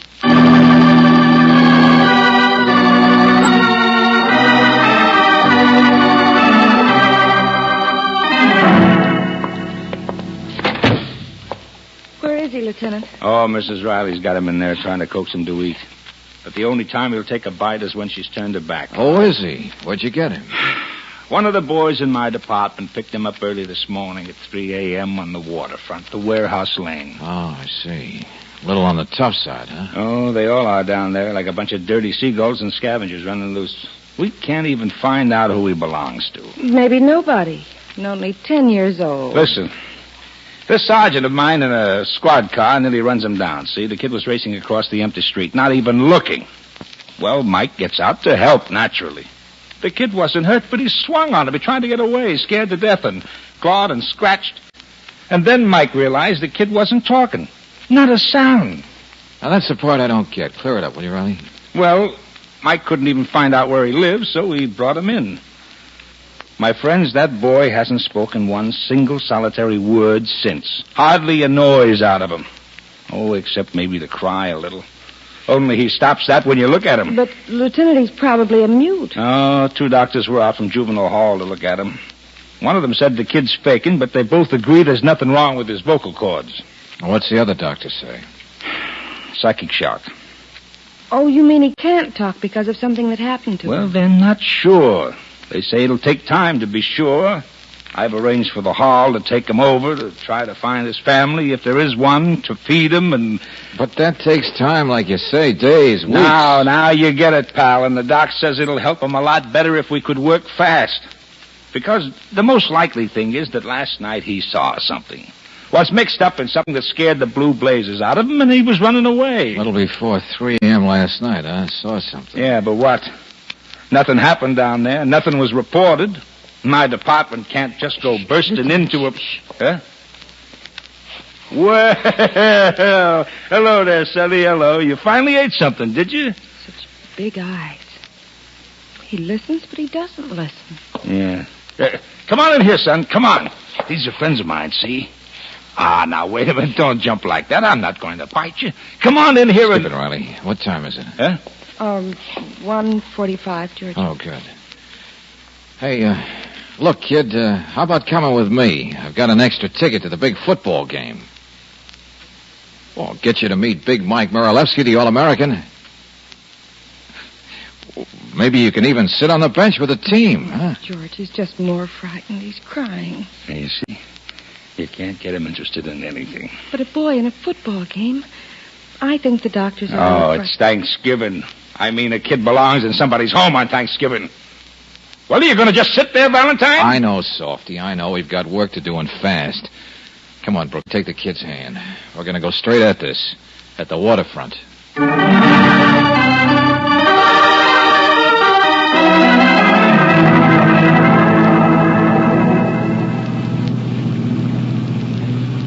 Warehouse Lane. Yeah, great place. Plenty of freighters tied up, but no people. Ship chandlers. Hey, you must have spent some time around there, haven't you, kid? How about the candy store? You're wasting your time, George. It just seems to get more and more tense. Yeah. Well, this is where he was picked up, right here. Oh, relax, honey. Don't just sit there Running and look... from right to left, so he must have come from this way. Okay, let's move on a little. Cobblestones by the empty warehouse, huh? George, look at him. It's this direction, all right. George, look out for that boy in the street. He's right on the right side of the street, jerk nose. Ooh, lovely neighborhood. I wonder if that boy would know anything about our friend here. Hey, that's an idea. Wait a second. Hey, you, Shorty. Oh, you want to that, jerk nose. Come here, you. Hey, let go of me. Hey, Shorty, wait. George, come here. I'm having an awful time. Hold Oh, look, kid, stop it, will you? He wants to run, too, George. Yeah, now easy, that's better. Yeah, he'll get away from us if I try to catch up with that Shorty. Look, Brooksy, look, there's a settlement house over there at Murphy's. You know him. Take the kid over there and wait for me, will you? Sure, George. Maybe they'll know something about I it. doubt it. 3 a.m. last night. But farther out there on the pier is where it happened, whatever it was. So me, I'm going to take it on foot by myself.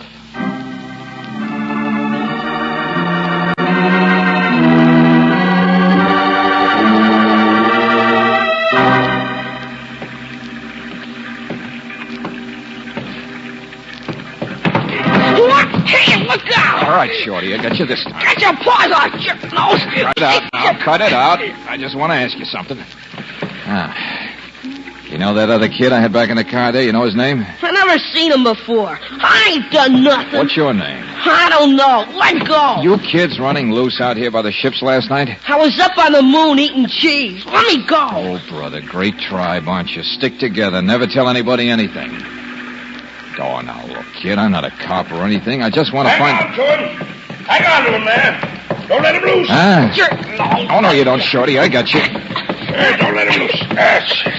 There we are. Hold him and let me go through his pockets. Hey, wait a minute there, Skipper. What are you talking Box about? of cigars. Left him out on deck. Stolen. I didn't steal He hasn't got anything. No.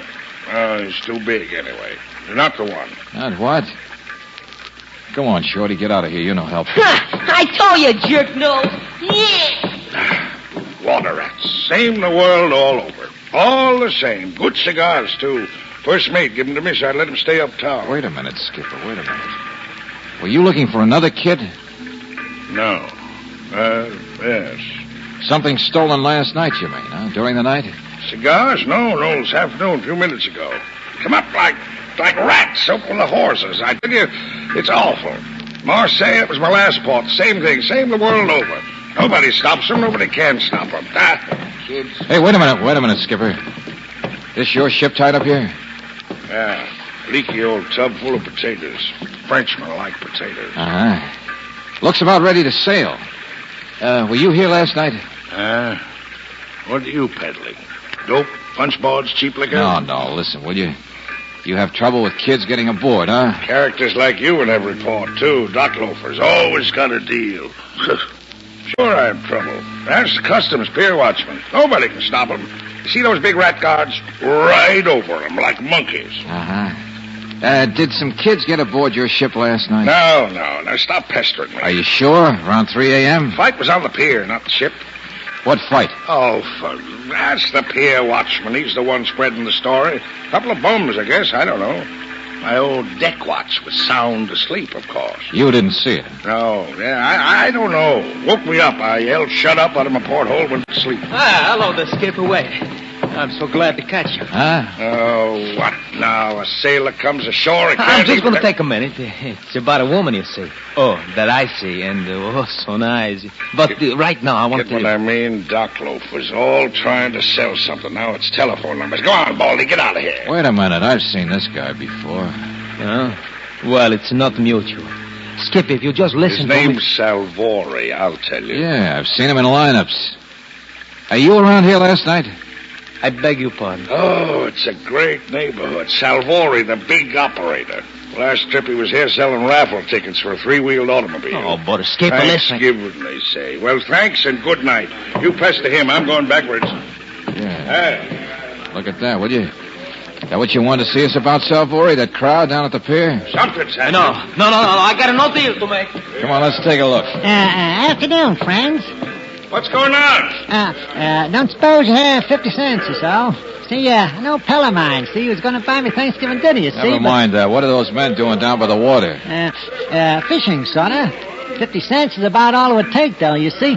Now, this old pal of mine, he would have spent $5, mince pie and the works, Said so last night. Hey, down there, hey, now, listen, Buster, did you say last night? Yeah. What are you doing? Hey, sailor! No, it seems to me that... Hey, look out there! Salvori! Well, he left in a hurry, didn't he? Body, Skipper! Got a body! What? Just fishing him out. Guy floating with a knife in him. Guy float... Yeah, with a knife. Holy smoke.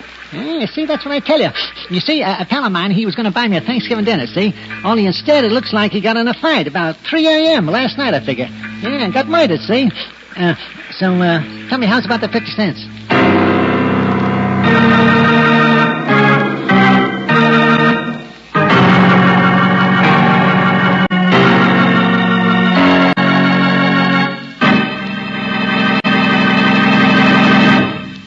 We'll return to tonight's adventure of George Valentine in just a moment. When new RPM motor oil was developed in the laboratory, it was subjected to the most rigidly controlled tests that modern research could devise, and it proved tops.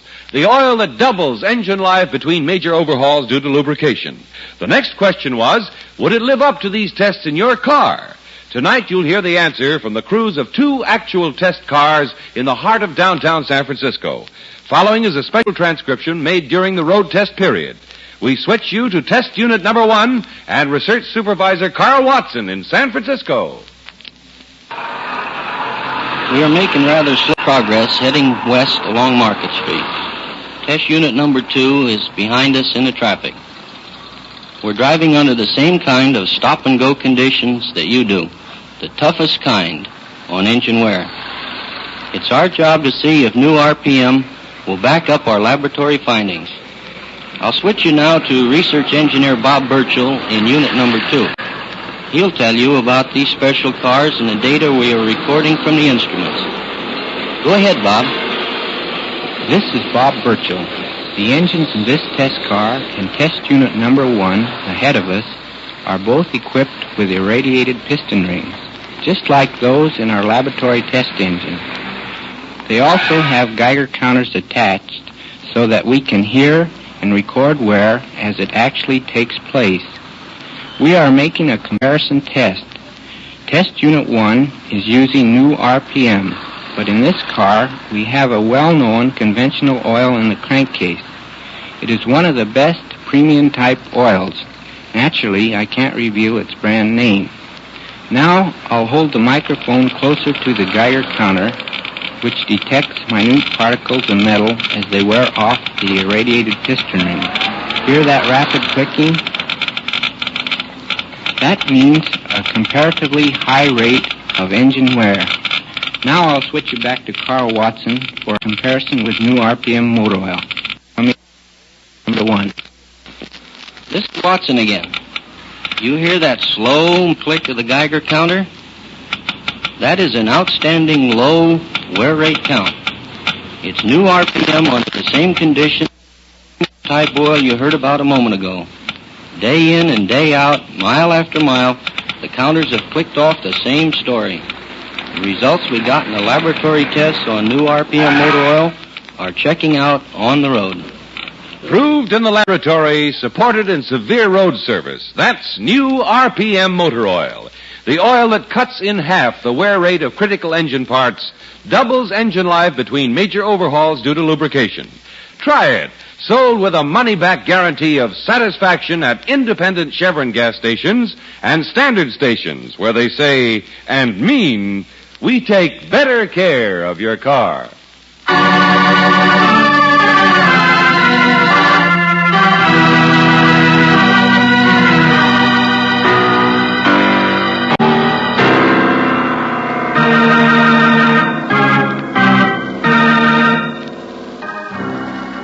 Now, back to tonight's adventure of George Valentine, a boy 10 years old who's been scared to death, who either can't or won't talk. Well, if your name is George Valentine, you begin to understand the reason when you see the neighborhood in which he was picked up by the police. You understand a good deal more when you see that the body of a man has been fished out of the water off the pier. Yes, now it's certainly a case for Lieutenant Riley. Oh, but what a case. They don't get solved around here, my friend. They just happen. Okay, Riley. Did your boys pick up that bum, the guy who sniffed? Oh, he won't know anything. Nobody does. The name of the corpse is Lefty Sims. Well, you seem to know something. Well, everybody knew him. He's a common thief, that's all. Few big jobs, but nothing to steal down here. He usually worked the city. This wasn't his territory. Your doc says the time's about right. Been dead since last night around 3 or 4, maybe. Killed and tossed in the water. What about the pier watchman? He covers 5 warehouses. How could he see anything? And everybody off duty for the holiday. Hey, wait a minute. Huh? Riley, what's this stuff? Where the fight happened? It's a spot of blood, I figure. No, look closer. Powder. Little pieces of broken glass. What? Hey, here's some more of it. Yeah. Oh, Doctor. Huh? Yeah, Doc, come over here, will you? Yeah, sure, Lieutenant. You thinking what I am, Riley? Yeah. What is it? Hey, here, take a look. White powder. And on a pier where boats... No, it's not. Huh? Talking about dope, aren't you? Yeah. No, I don't think so.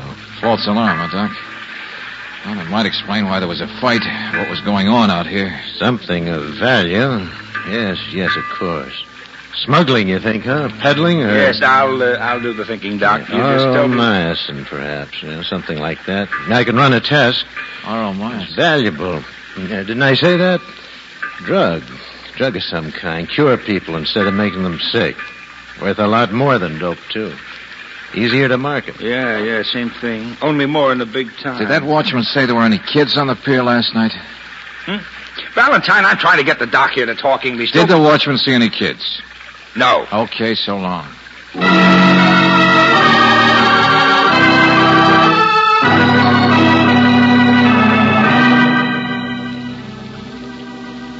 Wish I could help you, Miss Brooks. It's all right, Mr. Murphy. Come on, Sonny. The settlement house here is pretty badly undermanned. A cleaning woman will be back tomorrow. She might know something about the bar here. But in this neighborhood... Well, thanks again. Come on, Sonny. Car's parked over this way. Brooksy! Well, it's about time Come on, you got... get out of the street, you and the kid. What? Never mind any place. Here, duck in the alley. In this neighborhood, Angel, I don't want to... Who was that? I don't know. Packing crates you can't see. He's gone now. George, what's happened? What's going on? Simple, Brooksy. Nice, simple case. My guess is the kid here was an eyewitness to murder. It'll be a simple case if he isn't murdered.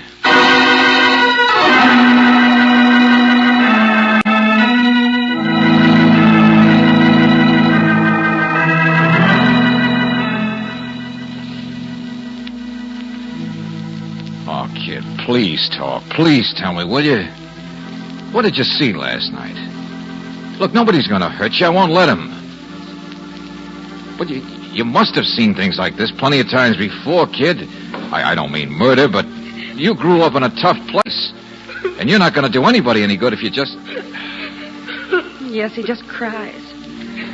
George, I'm taking him home. You can solve your own fancy waterfront murders. Okay, I'll leave him alone. But which one are you covering for, kid? Only a few men around that pier last night. Which one is that important to you? All right, maybe you've given me the answer at that, without talking.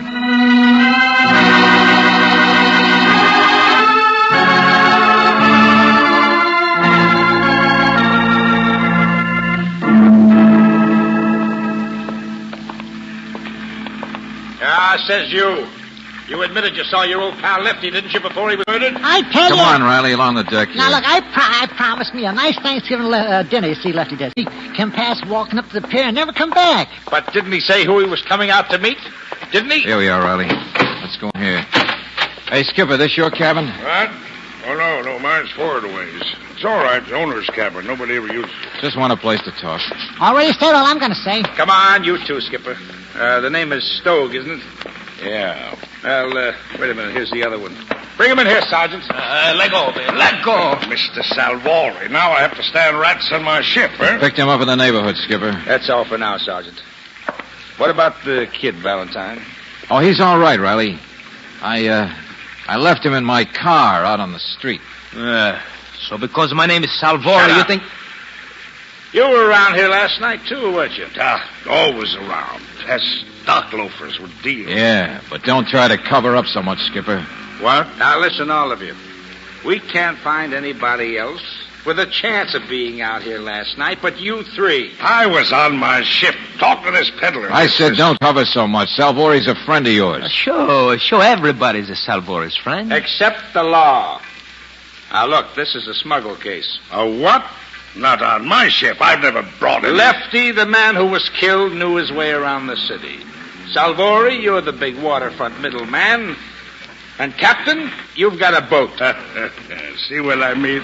Cops, they got brains. Enough to spot an ideal setup for smuggling.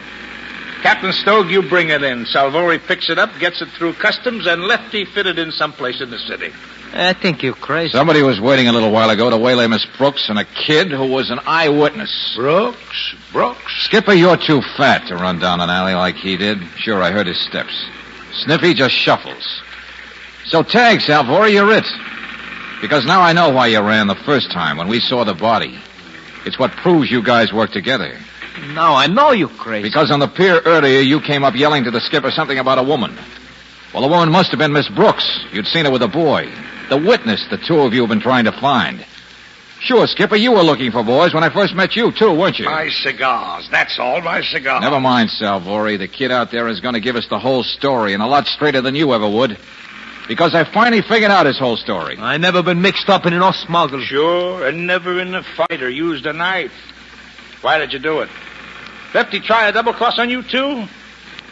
You're under arrest for murder, Salvori. Come on, I'll take him out for you, Riley. Let go. You take the other two. But I'm not mixed up in this. Material witness and accessory for you, Captain. No, please, no. Come on, out the door. Meet you on the pier, Riley. Here, you, Salvori, wait a second. Nobody's going to arrest me. Salvori! Grab him, you idiot! Hold it! Come on, there he goes, down the plank. Yeah, headed farther up on the pier, up toward the warehouse. Salvori! Do you think the sergeant saw him? Yeah, sure. He'll get him all right. Well, that was a nice act. Yeah, good idea. Now, come on. Car's back the other way. Yeah. Hey, did you notice that empty cabin on the ship? Yeah. Grease stains on the pillow? Yeah, empty, huh? I'll bet Salvori's even been traveling with the skipper. Sure, it's a smuggling ring, all right. Still confused, aren't you, Riley? Huh? Oh, it was originally a smuggle, sure. But never mind. You'll never prove anything on this bunch unless you catch him in the act. And, Riley, we're going to do just that.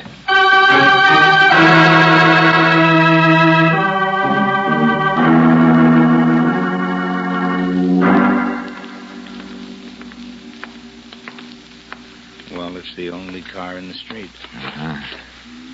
We're close enough. But it's been 5 minutes already, Valentine. If this hunch of yours is going to pay off, it better Gotta start. give us time to run the other way, hasn't he? I don't see how you can... Oh, no, I didn't expect a gun. Come on, around the side of the building. That's my car, Riley. I hope somebody's going to pay for it. Hold it. There he is. You're wasting your time, Skipper. The car is empty. You hear me? The kid's uptown. It was a trap, Skipper. Be careful. He's got the corner of the building there to duck behind. The only one who'd stick his neck into our trap is the one who did the stabbing, right? The one who has to get rid of the kid, the witness. So we don't even need to ask the kid now, do we? Look out! I got him.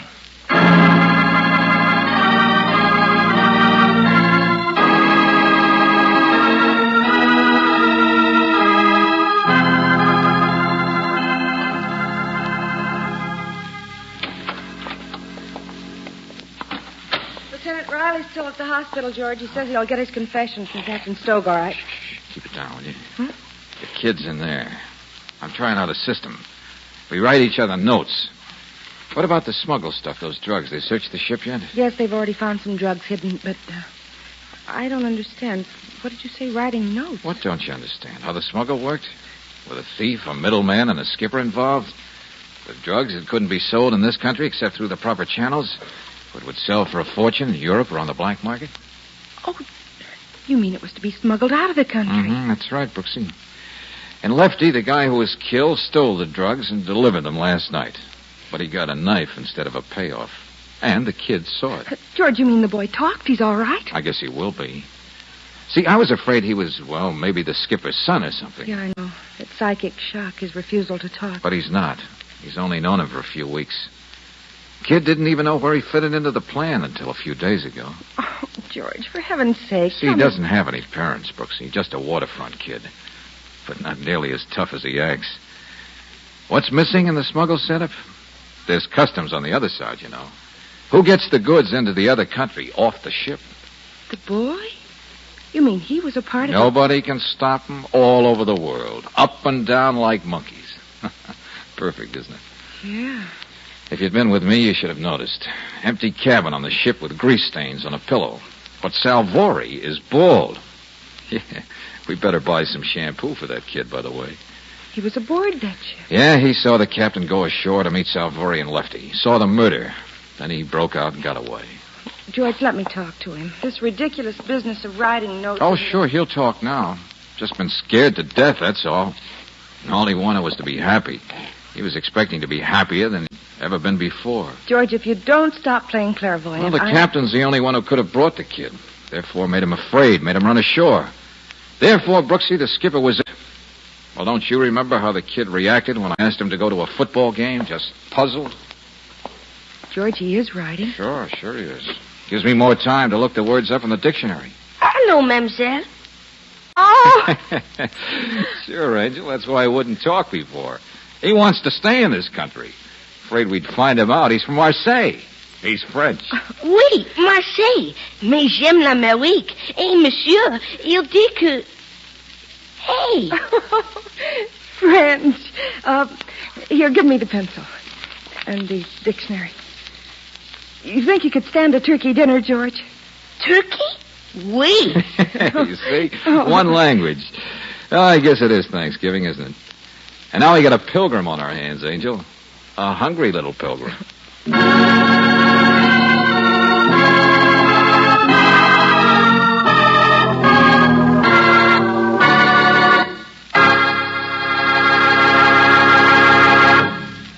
Tonight, earlier in the program, you heard how road tests jibed with laboratory results in the development of new RPM motor oil. You have been taken step by step along the path followed by our scientists in bringing you this new oil years ahead of its time.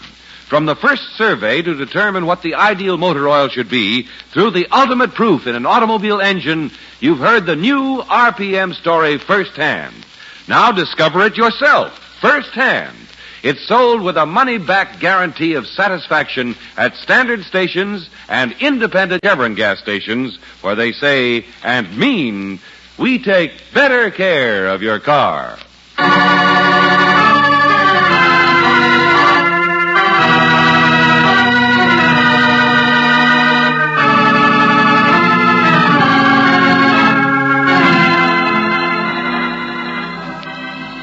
Tonight's adventure of George Valentine has been brought to you by Standard Oil Company of California on behalf of independent Chevron gas stations and standard stations throughout the West.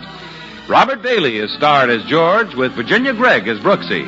Let George Do It is written by David Victor and Jackson Gillis and directed by Don Clark. Wally Mayer is Lieutenant Riley. Alan Reed was heard as Stogue. Dick Ryan as Sniffy. Anthony Barrett as Salvori. Jeffrey Silver as Shorty. And Stephen Chase as the Doctor. The music is composed and presented by Eddie Dunstetter. Your announcer, John Heaston. Listen again next week, same time, same station, to Let George Do It.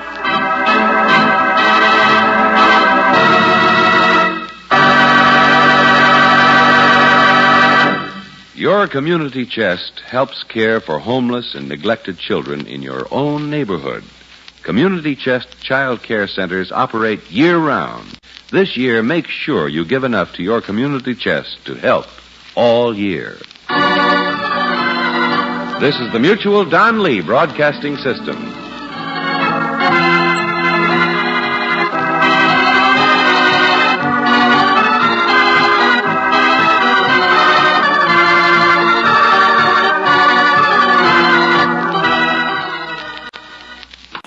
Let George Do It from November 20th, 1950. Our next program is going to be The Life of Riley from November 25th, 1949. And the title is called Thanksgiving Dinner with the Boss. It's new. It's amazing. It's Prell, P-R-E-L-L, Procter & Gamble's new Radiant Cream Shampoo in the handy tube. Prell brings you The Life of Riley.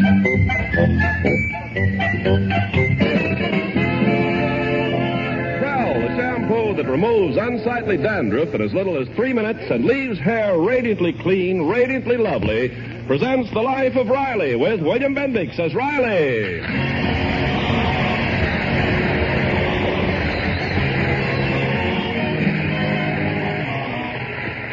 Thursday was Thanksgiving, as that fresh cranberry stain on your vest will indicate. And today we find Chester A. Riley thankful that it's all over. But a few days before Thanksgiving, Riley was singing a different tune as he was walking home from work with his friend, neighbor, and co-worker, Jim Gillis.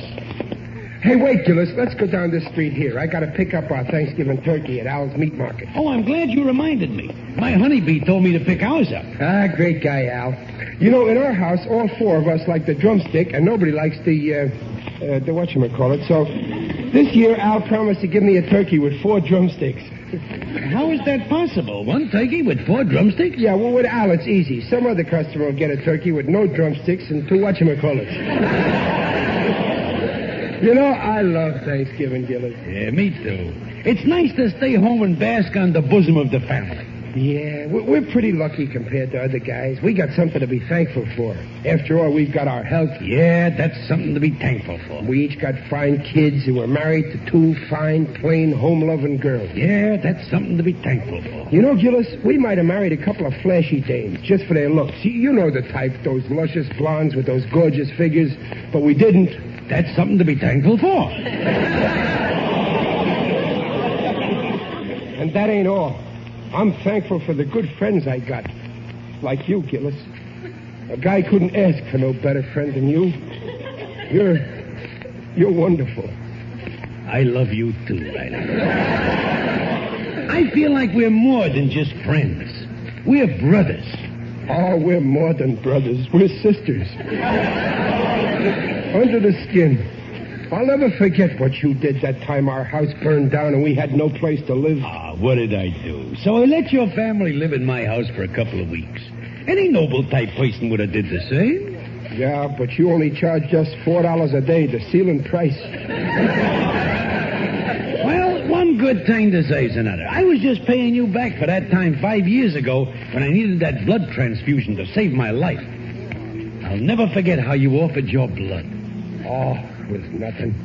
I just called up the blood bank and told them to give you a pint out of the quart I gave them. I know, Riley, but it ain't your blood. It's the thought behind it. Gillis, I got a great idea. Why don't you and the family have Thanksgiving dinner at our house? We'll all give thanks together. Hey, that's a super pipe idea. I'll bring over our turkey and all the trimming. Great. Oh, boy, what a Thanksgiving we'll have. 2 turkeys, 2 dishes of cranberry sauce, 2 boats of gravy, 2 pumpkin pies, 2 big cigars to smoke after dinner. And 2 wives to do the dirty dishes.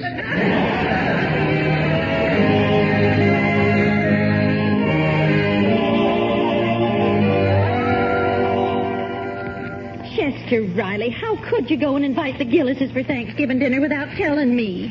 I'd like to feed my guests, and we've only got 1 small turkey. Relax, Peg, relax. I also invited their turkey.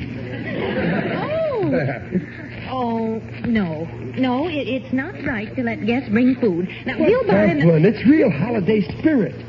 When we sit down to eat, it won't be their food or our food. It'll be all for one and everybody for himself. We'll have fun. Mr. Gillis, but Mrs. Gillis is an awful pill. Now, see here, Babs. You're talking about my best friend's wife. Honeybee Gillis is not a pill. Pop's right. She's long and skinny. She's more like a capsule. Junior. You watch that fresh talk, Junior. You ain't getting so big that I can't get your mother to spank you.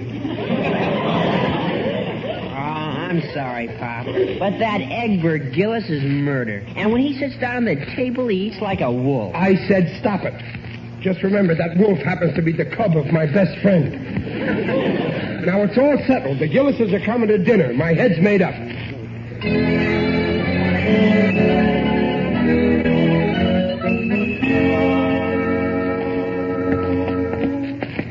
Hey, hurry up, Riley. We'll be late for work. So anyway, Gillis, when I told Peg and the kids that you and the family is coming over for Thanksgiving dinner, they was thrilled. You know what they said? How should I know what they said? I ain't the kind of a next-door neighbor goes around eavesdropping. Well, they said, Riley, that's a wonderful idea. Oh, fine. And tell Junior not to worry. I'll see that my Egbert don't eat like a wolf.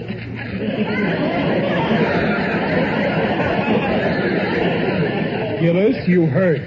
Well, ever since that cut-rate dentist filled my tooth with copper, my ears pick up like a radio. Now, come on. If we're late once more this month, the boss will blow his top. Oh, quit worrying. Mr. Stevenson went out of town for Thanksgiving. No, he's staying here. Only his family went away. The chauffeur told me. Oh, well, then we better snap it up. Hi, fellas. Hiya, Sharky. Hi. Heard the news? Botkin quit his job. You mean the foreman, Benzedrine Botkin? Yeah. No kidding. Who's going to be the new foreman? Nobody knows yet. Stevenson is going to announce somebody after Thanksgiving. Oh, that's a great job. I wonder who's going to get it. Yeah, I wonder. Every guy in the plant is angling for it. All sorts of schemes going on. Well, I gotta go, fellas. Hey, Sharky, what's that you got wrapped in that newspaper? Oh, this? Yeah. Just some petunias I picked for the boss's desk. Ain't that disgusting, Riley? What some guys won't do just to butter up the boss. Positively sickening. Now, me, I don't mind putting in 8 hours of hard work for Stevenson, and I'll gladly work overtime for time and a half. But when it comes to playing up to him, I draw the line. That's when I revolt. I'm with you, pal. I revolt, too. Yes, sir. We're both revolting.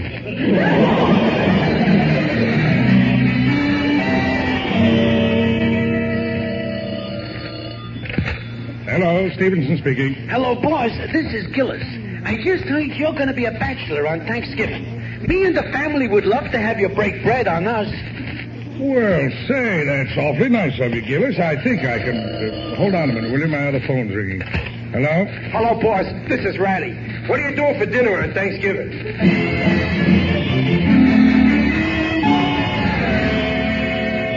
You invited Mr. Stevens? Well, sure. He'll let me know definite tomorrow, but he'll come. Yes, sir. I'm out to get that foreman's job, Dumpling, and this will cinch it. Oh, how? While you're stuffing his stomach with turkey, I'll be stuffing his head about how good I am. Oh, but you can't do that, especially with the Gillises here. Oh, the Gillises won't be here. I'll uninvite them. You couldn't do that. It isn't fair. Yeah, I know it's kind of a double cross, but this may be the break of my lifetime. And after all, I'm not double crossing just anybody. I'm doing it to my best friend.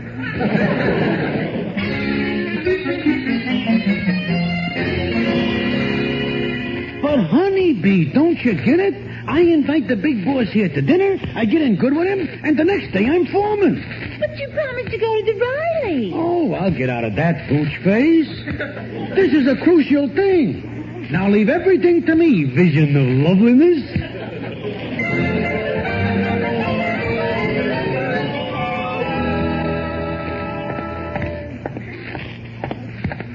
Hey, Riley. Oh, hiya, Gillis. I was just coming over to see you, pal. I was just coming over to see you, Riley, my friend. Listen, chum. About this joint Thanksgiving dinner over at my joint. I was thinking... That's funny, Riley. So was I. Yeah, I thought maybe we ought to call it off. Oh, you was? Yeah. You see, Gillis, I figured the best way to keep a friendship going is not to get too friendly.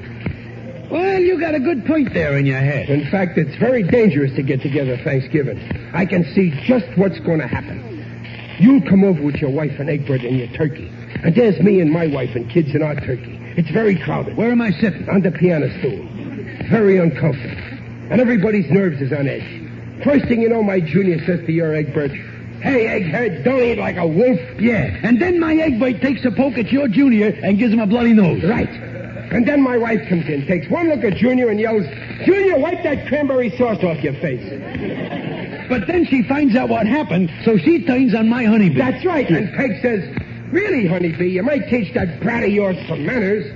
And then, naturally, your honeybee turns on my Peg. Naturally. And she tells your wife off, but good. And then I gotta stick up for Peg, so I say, "Pipe down, honeybee, you're nothing but a pill." And that gets you sore, Gillis. Why, that's what I always say. Oh! Yeah. I'm fine enough, so I say, "See here, Riley, I'm the only one can insult my wife."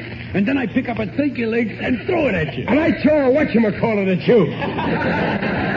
Right in the eye I get it. So I say to you, "Listen, you big baboon." Who's a big baboon, Gillis, I say? You are, you weasel, I say. Well, if that's the way you feel, beat it. Go on, take your wife and your kid and your turkey and your stuffing. Okay, I'm gone. You know, if that's the way it's going to be, Riley, we better call this dinner off. Yeah, I agree with you, Gillis. Well, so long, pal. So long, chum. Happy Thanksgiving.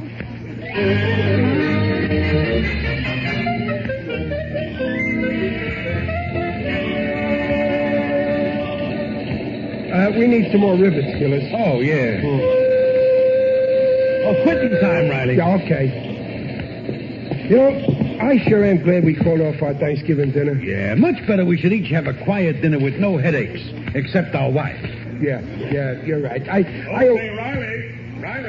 Mr. Stevenson. What's he doing in the shop? Riley, I want to thank you again for your invitation for Thanksgiving dinner.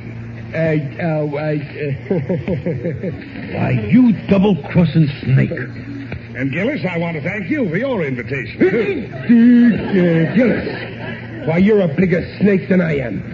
Well, what's the trouble, boys? So that's why you wanted to get out of our joint dinner. Well, what about you? Now, wait a minute, boys. Were you planning to have Thanksgiving dinner together? Well, yes, only we... Well, fine. That solves everything. I can accept both of your invitations at the same time. So go right ahead with your original plans and count me in. See you tomorrow at 3. What a revolting development this is.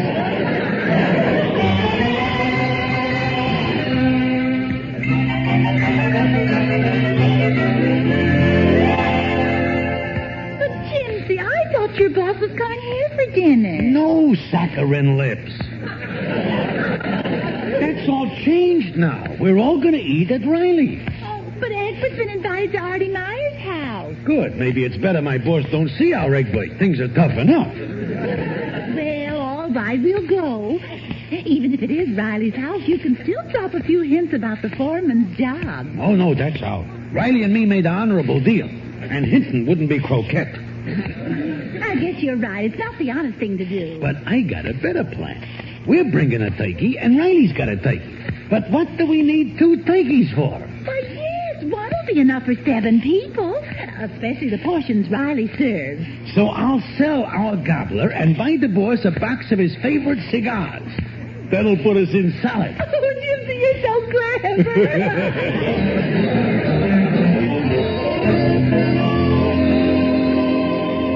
But, Dumplin', it's so simple. Gillis is bringing a turkey, and we got a turkey. What do we need 2 turkeys for? Well, yes, it is a lot, and today with the food shortage... Sure, so I'll sell our turkey and buy the boss a cigar lighter. It's patriotic to save food, and the boss will love me for that lighter. Well, now wait, Riley. Poor Gillis. I bet he'd love to borrow my brain. Well, I don't like it, Riley. It's underhanded, and well, it's just not fair. I know, Peg, but you don't understand. This is business. And the business world, it's like a jungle. Beast against beast. That's the only way to get ahead. So don't you worry. When I'm foreman, you'll give thanks that you're married to a beast like me.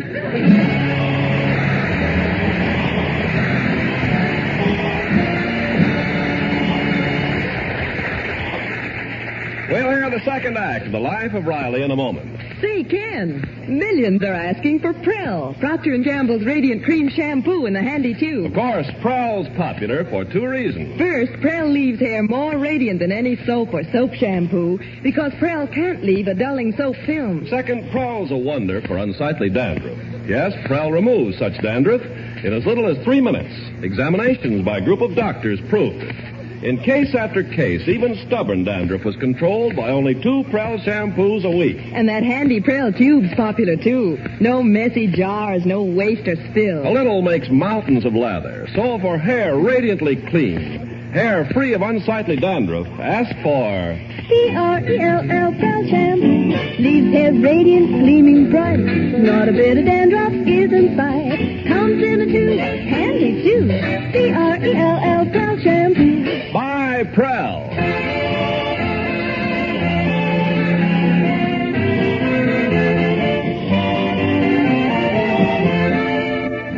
And now back to The Life of Riley with William Bendix as Riley. Well, got the table all set. Oh, it looks beautiful, Babs. Hey, where's the carving knife? Oh, here it is, Pop. I wonder if it's sharp enough. Junior, bend your head down. Riley! For heaven's sake. Well, don't get excited. I just want one hair. Now, who left the door open like that? Oh, shut it back. No. Leave it open. Why, Daddy? Well, Gillis's hands will be so full carrying his turkey, he won't be able to ring the bell. Oh, don't be silly. Shut it, Bed. Say, I almost forgot the champagne. Where's the champagne? Oh, here, Daddy. Junior, empty the ashes out of the bucket and fill it with ice. I'll put the champagne in it. I want the boss to have everything like he has at home. Oh, this champagne's great stuff. Imported from San Diego. Oh, that must be the Gillises. Happy Thanksgiving, folks. Mr. Gillis. Come in, Gillis, old pal. I hope you brought your appetite. Don't worry, Riley. I'll gorge up my quota of victuals. Hello, Mr. Gillis. Hi. Gillis, you're alone? Oh, no. Honeybee went into your kitchen. Oh, naturally. Boy, that turkey smells delicious. Oh, yeah, I smell it, too. That aroma sure has a wonderful odor. I don't smell any turkey. Peg, where's your nose? Why, the air is reeking with it. It certainly is. Pardon me while I drool. Well, I better give Honeybee a hand in the kitchen. Oh, there's Mr. Stevenson. Now, remember, Gillis, no hitting about the job. Not a word. Happy Thanksgiving, everybody. Oh, hello, Mr. Stevenson. Come Hiya, boys. Hi there, Chief. Well, Junior, Barbara. Hello, let me take your coat. Thank you, Barbara. Here, sit down, boss. Make yourself at home in my chair. What Gillis means is make yourself at home in my chair. In my home. I hope I'm not too early, Riley. Oh, no, you're just in time. We were all waiting for you, including the turkey. Turkey. Just the thought of it makes my mouth water. Riley, give the boss a blotter. Well, shall we sit down, Peg? Huh? Yes, dear, I'm all ready. Hello there, everybody. Hello, honeybee. Oh, Mr. Stevenson, charmed, simply charmed. Pleasure to see you, Mrs. Gillis. Well, shall we sit down, Honeybee? Yes, by all means, darling. Well, let's see. You sit here, Mr. Stevenson. Thank you. And, let's see now. Honeybee and Miss Gillis there. And Ronnie, you sit there. Yeah. Oh, and Babs and Junior. Oh, Here, Mr. Stevenson. Here, Mr. Stevenson, you do the carving. Huh? Oh, no, I couldn't, Riley. Oh, go on. You're good at cutting salaries. Try it on a turkey.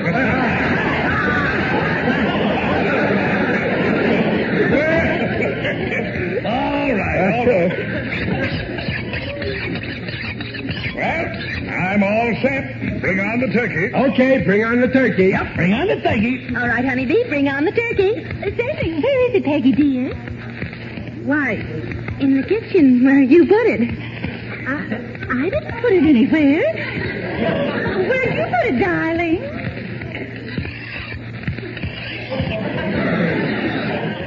Something wrong, folks? Why, don't worry, boss. We'll track it down. Gillis, where's the turkey you brought? Oh, I didn't tell you. I didn't bring any.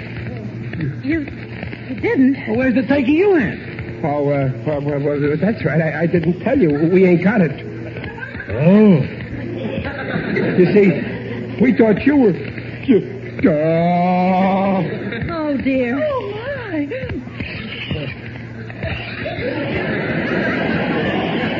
Well, now, Jimsy, run down to the delicatessen and see if you can get some turkey. Hurry. Okay, sit tight. Excuse me a minute, folks. Riley, say something.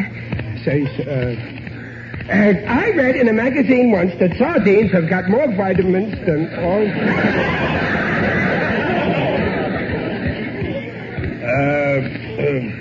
how's school coming, Junior? Oh, it's fine, Mr. Stevenson. Nice weather for Thanksgiving, isn't it? Wonder how Cornell will make out against Penn. I was thinking of going to see the new play at the Madison tonight, but I hear it's a turkey. Oh, come now, folks. Just because there's been a little mishap with the turkey doesn't mean we all have to be so glum. Who wants this carving knife? Oh, you can't imagine how embarrassed I am, Mr. Stevenson. Well, please don't be. Worse things can happen. Yeah, the boss is right. Why, if somebody walked in now and saw us sitting here like this, they'd think this was a funeral. Speak for yourself, John. Digger, it's you. Yes, it is I. Digby Odell, the friendly undertaker. You're looking fine. Very hungry? Why didn't you ring the bell, Digger? Well, I came in through the kitchen. You see, This is my boss, Mr. Carl Stevenson. Boss, Digger Odell. How do you do? Carl Stevenson. Well, as I live and breathe, if you'll pardon the expression. Glad to know you, sir. One of my dearest cronies was your late uncle, Rufus Q. Stevenson, the pawnbroker. Oh, yes, good old Uncle Rufus. A fine man. He once helped me out of a hole. I've always regretted I couldn't do the same for him. We were almost going to have a little Thanksgiving dinner, Digger. Ah, Thanksgiving, my favorite holiday. Started by the Pilgrims, one of whom was my ancestor, Roger Odell. Really? Ah, yes. He started the family profession, a stone's throw from Plymouth Rock. Gee, a pilgrim. The very day they landed, they were attacked by a ferocious band of Iroquois. And Roger Odell personally made 50 Indians bite the dust. Wait a minute, Digger. He killed 50 Indians? No, the others killed them, but Odell made them bite the dust. Well, toodaloo. Oh, we'd ask you to stay for dinner, Mr. Odell. Oh, no, thank you. My family and I were invited at the last minute to be the guests of J.J. Gabriel. Oh, yeah. He's the town's biggest undertaker. Oh, yes. He does a land office business. You're eating dinner at his place? I have to for business reasons. So I brought you over our turkey, all cooked and ready to serve. Digger! You brought us a turkey? Yes, I laid it out in the kitchen. Oh, Digger, you saved my life. I did? Well, after all, it's a holiday. Thank you very much, Mr. Odell. I really must go. Gabriel is waiting for me outside. That's Gabriel now. And you know me. When Gabriel blows his horn, I come a-running. Cheerio. I'd better be shoveling off.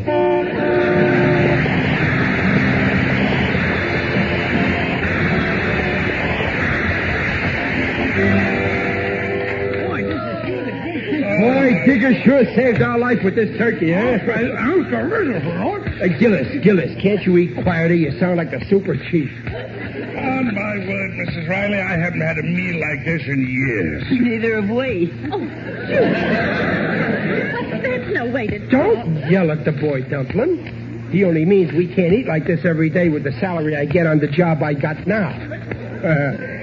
Have some more of my turkey, boss. Huh? Hey, Riley, no hinting. Huh? Here, boss, have one of my radishes. No, thank you, really. How about a little more pie? Here, take mine. No, take mine. I ain't bitten into mine yet.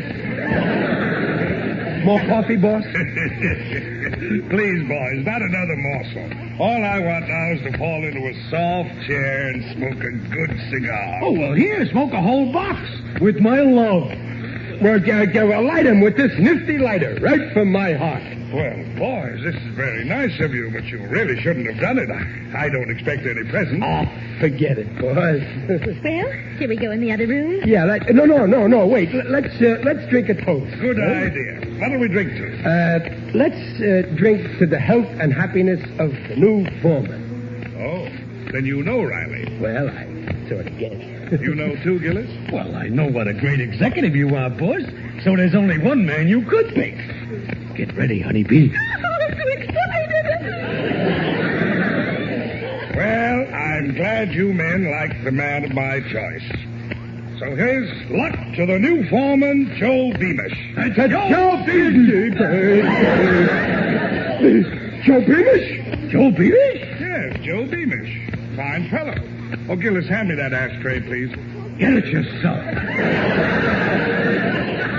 Don't be rude. Something wrong? Riley, what's the matter? What's the matter? Making Joe Beamish foreman. After all we did for you, some gratitude. What Riley's saying, I'm endorsing in spades here. Now, wait. When you opened up the plant and you couldn't get no help, who gave up a good job to go and work for you? We did. But where was Joe Beamish? Go on, Riley. Give it to him good. Right in front of me. But Riley... And during the war, we could have gotten better jobs for more pay, but we stuck with you. And where was Joe Beamish then? He was flying a plane over Germany. Germany. That's a fine place to be with a war going on.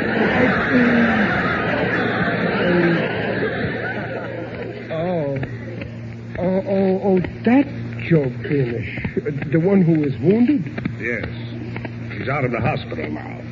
He uses that artificial leg just fine. Besides that, he has seniority, and he's a fine worker. You couldn't have picked a better man, boss. I'm sorry if I've disappointed you fellows. Oh, you didn't, Mr. Stevenson. What Riley says, I agree with him. Honest, I ain't disappointed either. Joe Beamish deserves the job. That's the way to talk, dear. I don't mind if you're not foreman. Oh, sure. Why should you mind, Dumpling? After all, you got plenty to be thankful for as it is. You're still young and good-looking. You got a son who's handsome. You got a daughter who's gorgeous. And you got a husband who... if there's any more turkey left, I'll have to watch him call it.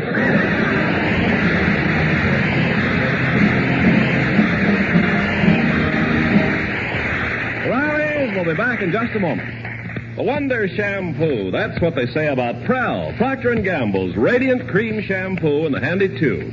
From Fair Lawn, New Jersey, Mrs. P.S. Keller writes, I am so pleased with the results of my Prell shampoo. Even in our hard water, Prell really worked wonders. Left my hair clean and soft, nicely manageable. Yes, one trial, and you'll agree Prell's a wonder for two reasons. First, Prell removes unsightly dandruff quickly. Second, Prell leaves hair radiantly lovely. Buy, try. P-R-E-L-L, Prell shampoo. Leaves hair radiant, gleaming bright. Not a bit of dandruff is in sight. Comes in a tube, handy too. P-R-E-L-L, Prell shampoo.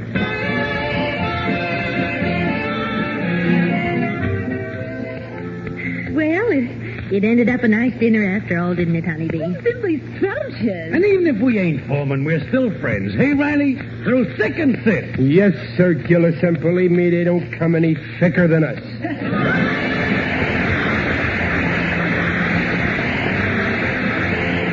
Procter & Gamble invites you to join us again next week to hear The Life of Riley with William Bendix as Riley. William Bendix can currently be seen in the Paramount picture Where There's Life. The script is by Reuben Ship and Alan Lipscott. Mrs. Riley is Paula Winslow. Digger Odell is John Brown. The Life of Riley is produced and directed by Irving Brecker.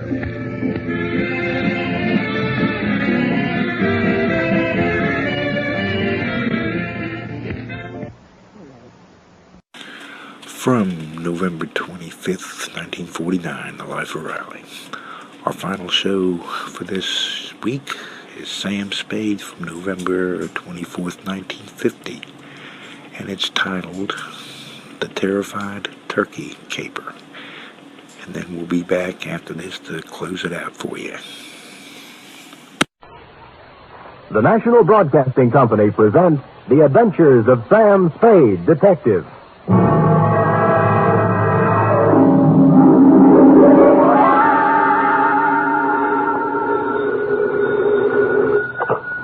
Detective agency. Here's I, sweetheart. Sam! Oh, I was worried to death.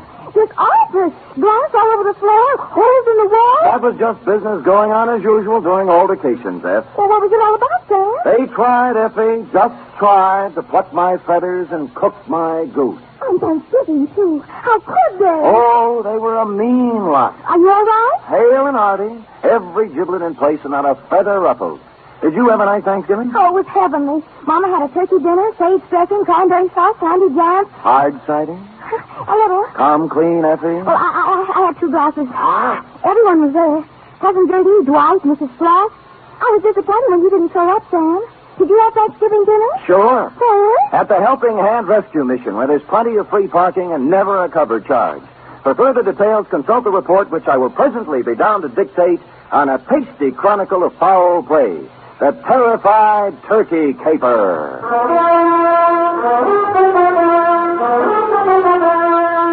For NBC, William Spear, radio's outstanding producer-director of mystery and crime drama, brings you the greatest private detective of them all in The Adventures of Sam Spade. Sam, hey!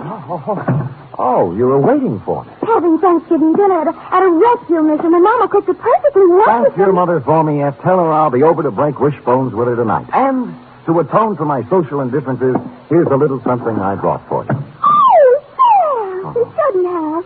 It's beautiful. What is it? A blunderbuss. A blunder what? Bus, as in step to the rear of. Oh. Well, what does it do? Shoot, Seth. It's a gun. Our founding fathers used it in foraging for feathered food when they settled this abundant continent. And it's mine. To do with what you will. Where did you get it? Pencil boy? Yes, Sam. Who gave it to Pad me? open? Oh, yes, but I don't know. Knees crossed? Did you mean the founding father? Don't peek. Date November 24th, 1950. To Detective Lieutenant I.C. Kelsey, Homicide Detail, San Francisco Police. From Samuel Spade, license number 137596. Subject, Turkey. Dear Kelsey, this was a big week for the cranberry pickers, the butchers, the sage makers, and the stomach pill people. But for private detectives, it was strictly from hunger. My office door opened only twice a day, once to let me in and once to let me out. And when on Wednesday I heard a knock on the door, I went into a paroxysm of delight. Come in! Come in! Come in! Entrez-vous! Entrez-vous! Airlines! When I ran out of languages, I got up from behind the desk, walked to the door, and opened it. Standing there was a small, middle-aged man with a pink, bald head. His blue serge suit needed pressing, and he was nervously fingering a strawberry birthmark under his left ear. Mr. Samuel Spade? I am. May I have a moment? You may have several, but not in the corridor. It's not in my lease. Oh, I'll come in. Good. Well? Well, you'll have to excuse me, Mr. Spade. I've had so few dealings with private detectives. I find it hard to begin. Well. Perhaps I shouldn't have come at all. Goodbye. No, wait a minute. Maybe I can help you. Well, you see, Oh, what's the use? You won't believe me. Nobody does. I'd really better... Oh, now, wait. I'll believe you. All I ask is a chance. Now, let's start with your name. Oh, what, my name? Yes. Yes, my name. To begin with, you won't believe that. Oh, but I can verify it. Yes, I can. It's on the registration book of the old Colony Hotel, in the 1943 phone book, and on my old driver's license. Well, I'll have to know it before I can verify it. Yes, of course you will. It's Tom. Well, now that's not so hard to believe. Oh, you haven't heard the rest of it. It's Tom Turkey. You see, I told you wouldn't believe it. I'd better go. No, let me be the first to believe you. Now, Mr. Tom, what's your problem? Oh, dear, that's even harder to explain. Well, now that I don't believe. But take a breath and jump into it. Breath, yes. My name's Tom Turkey, and they're going to kill me for Thanksgiving.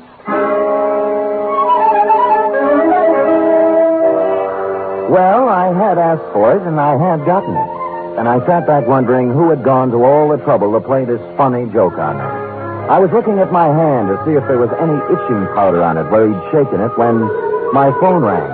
I lifted the receiver, swung around on my swivel, and gazed out onto the street. It was Al Cuccio calling, a private eye whose reputation was shadier than a mushroom cellar. Hi, Spady. Al. Haven't seen much of you lately, Spady. You have to get together. Yeah, well, so long. Wait, I'll tell you why I called. I've had a pest in my office, keeps coming back. Thinks he's a turkey somebody wants to dress. I brushed him, but your name came up, and I just wanted to warn you. He might be in to see you. I'm confused, Al. I never knew you to turn your back on a buck. Oh, I don't want any of this one. His buttons are loose. My advice to you is to bounce him. Well, we've never traded advice before, Cuccio. Why now? Well, after all, we're in the same racket. If we can't help each other... Oh, sure, Al, sure. I appreciate it. Give me a ring. We've got to get together sometime. Yeah, when I get a free night, we'll Jimmy parking meter. Yeah, Huh? Oh, yeah. Parking meters. I'll see you later, Spady. I turned back to the desk, and what I saw in front of me was an empty chair. Tom Turkey had taken wing. I got up and walked to the window, and a minute later, I saw him come out of the building downstairs and start to cross the street. And then I saw something else. A large 4-ton truck was tearing down the street, picking up speed. Instinctively, I shouted a warning, and at the last second, Tom Turkey scrambled from in front of the truck and disappeared into the alleyway. The truck roared up the street, and on its side was printed in gold letters, Haynes, you drive it. There was nothing to say it wasn't coincidence, this near mishap, but somehow I found myself intrigued and wanting to hear more of the little guy's story. He said the Old Colony Hotel. On the way, I stopped at the library, found an old 1943 phone book, and looked. He was listed. Thomas Turkey, it said. Out of curiosity, I rang the number. Hello? I wonder if you can help me. I'm inquiring about a Mr. Turkey. Turkey. This ain't his number no more. I know. Haven't had any calls for him for years. Screwy name. Yeah, I know. I knew a woman named Rabbit once. Mrs. Rabbit. About Turkey, could you remember what he looked like? I don't. Hey, Manny, what Turkey look like? Yeah.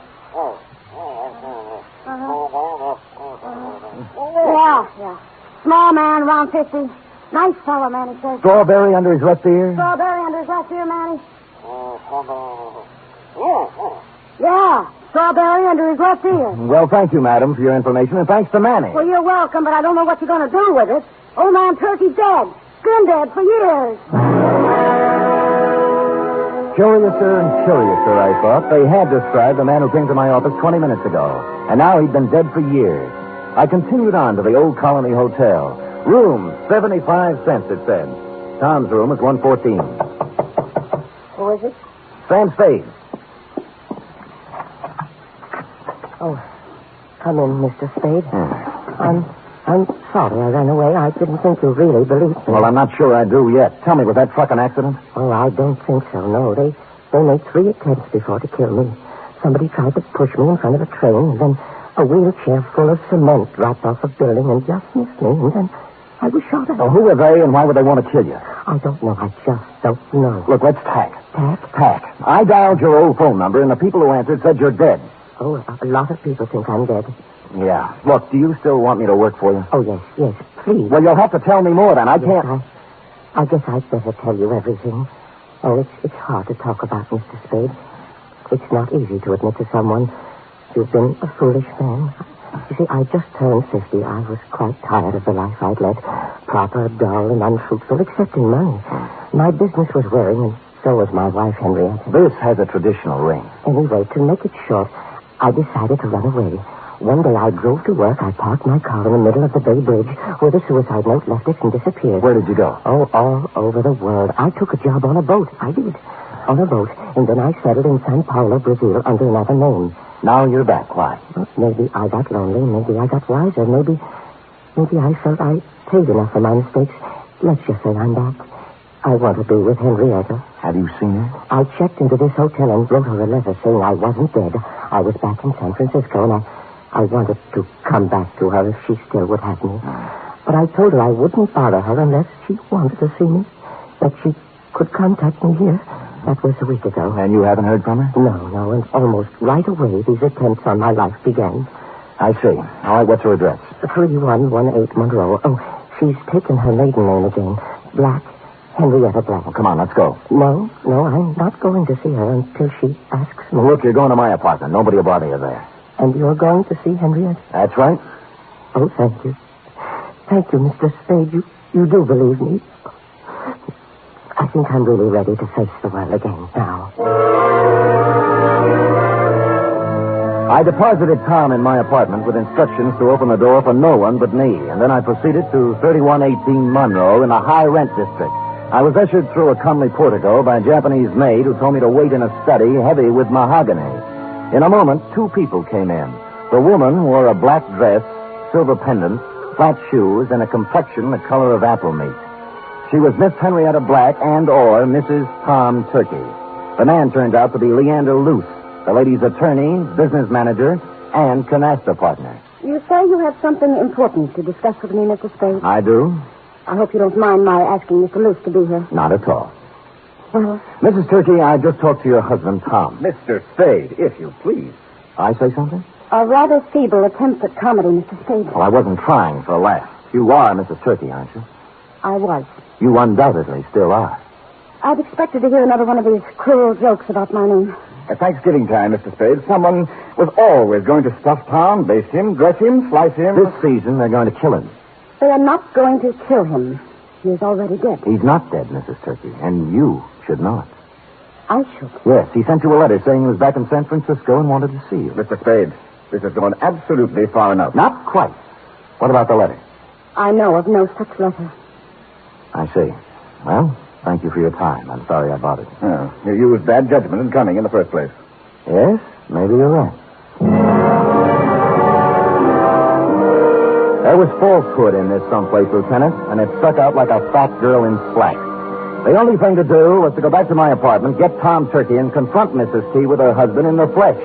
But when I got back to my apartment building, I spotted in rapid succession, 1, an ambulance, 2, a police car, and upstairs, outside my half-opened apartment door, I spotted 3, you. I've been expecting you. What's going on, Chelsea? Yeah, serious, Sam, serious. Who's that bald-headed man moving around the apartment? That's McCracken, the new medical examiner. Checking a stiff on your rug. I stepped around you, Lieutenant, and pushed the door all the way open. I saw McCracken kneeling over the body and a couple of men from homicide taking photos. I moved into the room feeling nothing good. A little guy had given me a job, and while I was yakking with his wife, somebody got to him. And in my apartment, where I'd stashed him. McCracken stood up, and I looked down at the body. Then I looked again. Who I saw wasn't Tom Turkey at all. It was the late private eye, Al Kuchel.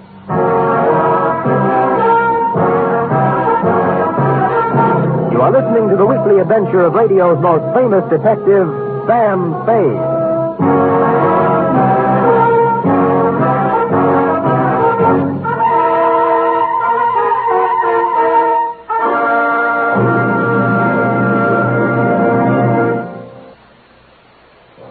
You Friday fans of Sam Spade, there's mystery on Saturday evening, too, on NBC. Tomorrow, the man called X sets out on another mission of danger and intrigue in some far-off corner of the earth. Herbert Marshall stars as the man called X, a man without a name who travels the world over protecting his country's interests. He lives by his wits, and his business is danger. He's the man called X, tomorrow over most NBC stations. For top Sunday listening, it's another broadcast of The Big Show on NBC. This Sunday, your stars include Fred Allen, Jack Carson, Mindy Carson, Ed Archie Gardner, Ed Wynn, and many, many more. And Tallulah is your MC as usual. This Sunday, it's The Big Show on NBC.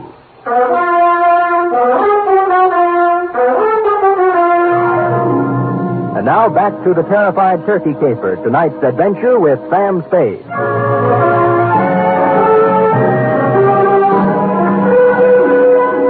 While the men from homicide were taking pictures, etc., you and I, Lieutenant, were going round and round on the question, if I didn't kill the man found in my room, who did? And you were sufficiently impressed with my insult, Chelsea, not to hold me for the murder. We bowed to each other, and I left. Thinking back to the truck that had almost run Turkey down, I went to the Haynes U Drive truck rental garage.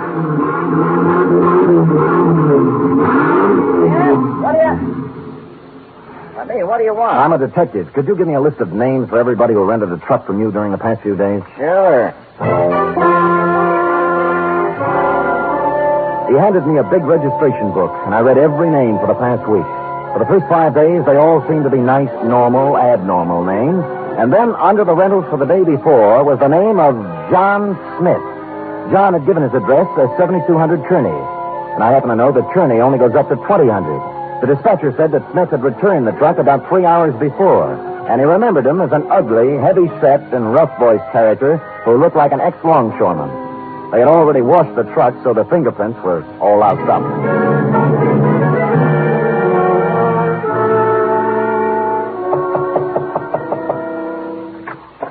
Well, it's Mr. Spade again. Look, I'd like to speak with Miss Black, if you don't mind. Come in. Come in. Thank you. This way, into the den. Right. Well, I was sure you'd look into this affair a little more and realize that it was just a blind alley, a hoax of some kind. Where's Miss Black? Oh, she's upstairs, lying down. The whole affair has upset her, and she asked not to be disturbed. I think the wisest course of action for you, Mr. Spade, is just to let the matter drop. You can't let a murder just drop, Mr. Lewis. The police wouldn't hear of it. Huh? Murder? Who? An untracked private detective named Al Kuchel. Well, what does this have to do with Henrietta Black? Al Kuchel called me earlier today and said that Tom Turkey was a crackpot, a little man with delusions. He tried to talk me off taking his case. He sounds like a perceiving man. Well, he didn't perceive ending up in my apartment with a bullet in his head. Oh, that's too bad, but I still I left Tom Turkey in my apartment for safekeeping, and when I returned, he was gone and Kuchel was dead. Well, that explains itself, obviously. This detective knew that Tom Turkey was a phony, and Turkey killed him. It can figure that way. and a number of other ways. Mr. Spade, I have no desire to sit here trading subtleties with you. As yet, no one has demonstrated that the real Tom Turkey actually exists, alive. Now, until you do have something more concrete and less mythological, Miss Black requests that you do not come around opening up old wounds. You've made an eloquent point. Just tell me one thing. If I can. When did Tom Turkey disappear? I mean, what month, what day? It was, 1943, November. But I'm not sure of the exact day. I think it was in the third week. Could it have been on Thanksgiving? Very possibly, very possibly. I returned thoughtfully to my office and did a little rapid mental arithmetic and came up with the number 7. From November 23rd, 1943 to November 23rd, 1950 was 7 years to the day. And I pondered this. What did the number 7 mean to the life or death of Tom Turkey? I had just hit upon the answer and was crying Eureka when my office door opened, unlocked, and a visitor came in unannounced. He was ugly, heavy-set, and looked like an ex-longshoreman. I waited to see if the voice checked. You, Spade? Who shall I say is calling? Yeah, Captain John Smith. And here's my calling card. The first bullet grazed my shoulder and tore the padding out of my coat. The second bullet hit the water cooler and it crashed over, water and all on top of me. There, the third bullet hit. I wasn't sure at the time because darkness came rushing through my head like a freight train.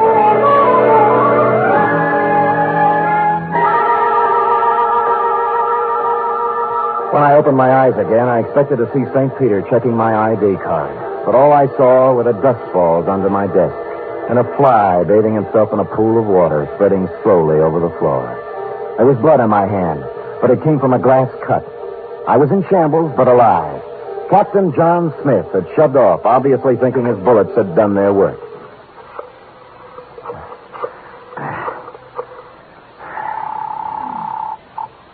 Homicide, Lieutenant Kelsey. Sam, Kelsey, have you found anything more about Tom Turkey? Nothing, Sam. Frankly, I'm beginning to wonder if there is such a guy. Well, clever, Kelsey. A few minutes ago, a gorilla by the name, believe it or not, of Captain John Smith just tried to kill me in my office. Oh, go on, Sam. I find it hard to think. You find it hard to think, period. Really, Sam? Did you get him? No, but my office is a wreck, and there's a hole blasted in my wall big enough to put a basketball in. Well, what did he use, a bazooka? I figured dum-dum bullets. Dum-dum? Well, that's illegal, ain't it? Kelsey, doesn't it strike you as significant that every attempt on Turkey's life has been vicious, as if someone not only wanted to kill him, but also mutilate him? Yeah, now that you mention it. Somebody probably wanted to make identification difficult. Even dead, they didn't want anybody to know who he was. Now, listen carefully, Kelsey. This is real deep. Tom Turkey disappeared on Thanksgiving of 1943. A person has to be missing 7 years before he can be legally dead and his insurance collected. Now, if someone had Turkey insured, they could collect the day after this Thanksgiving, if Turkey didn't show up before. You mean somebody's trying to kill him for the insurance? I would say so, Kelsey. I would say so. Now, hurry up and find them.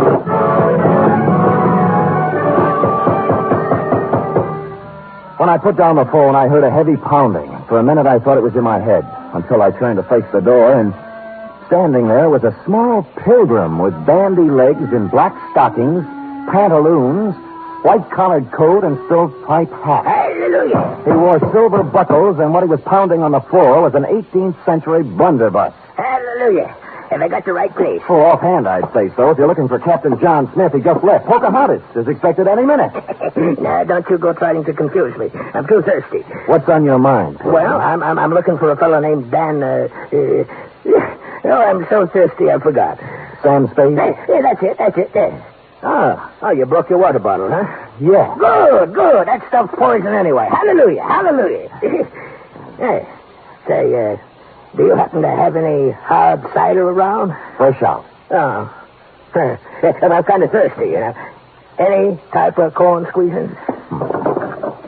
Here, try this, Dad. Yeah. Good, huh? Oh. You like that, huh? Oh.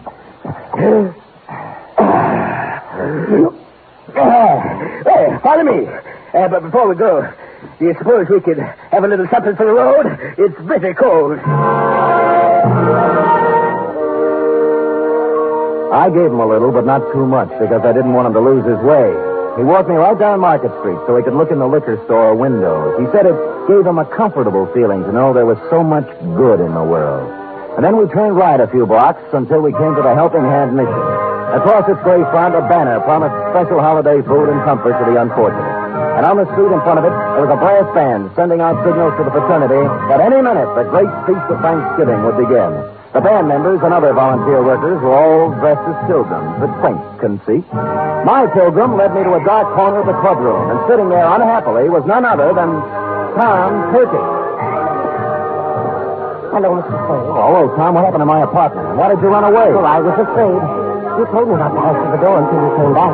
Well, somebody knocked on the door and said it was you, so I opened it, and two men came in. Tell me, was one of them Al Cuccio? Yes, the detective. The other man was a big, ugly-looking fellow, and when they saw I was alone, they started arguing. About what? Well, the detective said that now that he brought the ugly man there, he wanted his money. Yeah? The ugly man pulled a gun, and they started to fight. Oh, dear, I slipped out the door, and when I was halfway downstairs, I heard a shot and kept on running. Well, Al Cuccio is dead. Oh, my. I thought so. This was the only place I could think of to hide. Oh, when Henrietta finds out I've been mixed up in a murder, she'll never take me back. Henrietta. Hey, tell me, did your wife ever have any insurance on you? Oh, before I ran away, she did. A $50,000 policy, but, oh, that would have lapsed by now. Maybe. Did it have a suicide clause in it? A suicide? Yes. Well, no. No, it didn't. I remember. Yeah, you'd like to talk to Henrietta, wouldn't you? All right, here's her phone number. Call her up and tell her where you are. Oh, dear, I don't think I could. I'm too frightened. You've got to do something to help yourself. If you don't, by midnight, you might be a cold turkey. Oh. I'm sorry, it just slipped out. All right, I'll do it.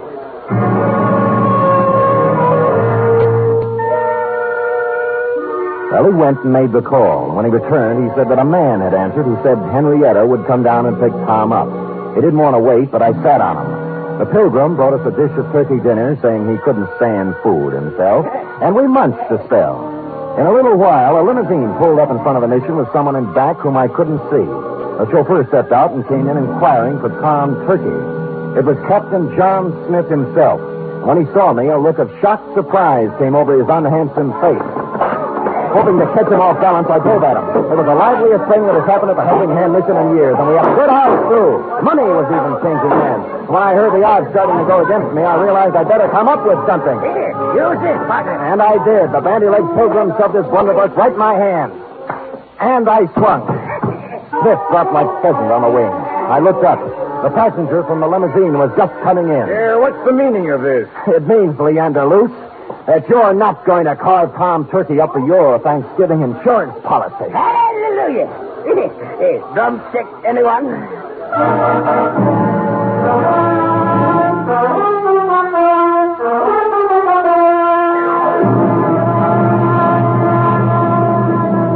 Period. End of report. Sam, I don't understand. Well, it's as plain as the cranberry stain on your dress, huh? Luce, as Henrietta's business manager, had her power of attorney. And secretly, he kept making the payments on Tom Turkey's insurance policy. Oh, and then he'd collect for Henrietta and keep the money himself. Effie, sometimes your lightning mind frightens me. Now, go type that up. 3 chimes mean good times on NBC.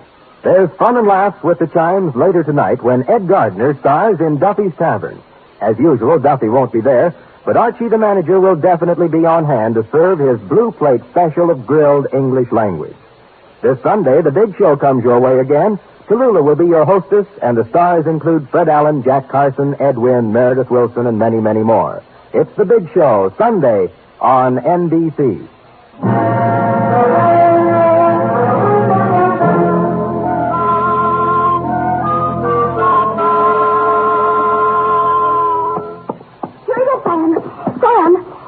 Al Cuccio and tried to kill you. Was his name really Captain John Smith? No, Effie. Could we have a Thanksgiving caper without a Captain John Smith? It wouldn't be right. It was a coincidence, wasn't it? Well, if you promise not to tell anyone. I won't. His real name was Michael Giuseppe Yablonsky Smith. I called him John for short. You're so kind. Mm-hmm. Are we going over to your mother's for cold turkey snacks? Well, all right, but I don't think there'll be much left. Oh? You see, my cousin Judy couldn't find a little boy. And Mother phoned and said they just found him. He was inside the turkey, eating his way out. Effie, is there no way to curb that tongue of yours? There's one way. Well, come here. Oh,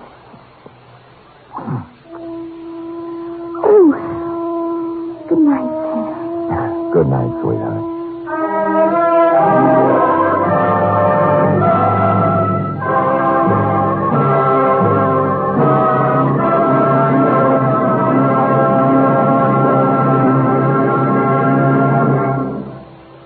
The Adventures of Sam Spade are produced, edited, and directed by William Spear. Sam Spade was played by Stephen Dunn. Lorene Tuttle is Effie. Script for tonight's adventure by Larry Roman and John Michael Hayes. Musical scoring by Lud Gluskin, conducted by Robert Armbruster.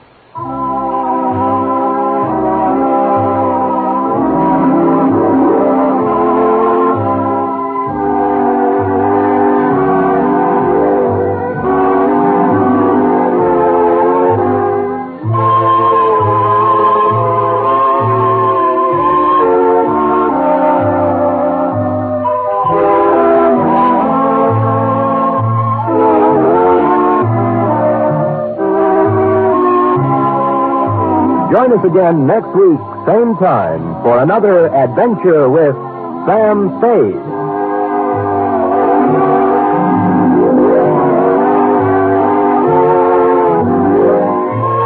Hear the magnificent Montague, then visit Duffy's Tavern on NBC. Sam Spade from November 23rd, 1944. A couple things before we sign off here.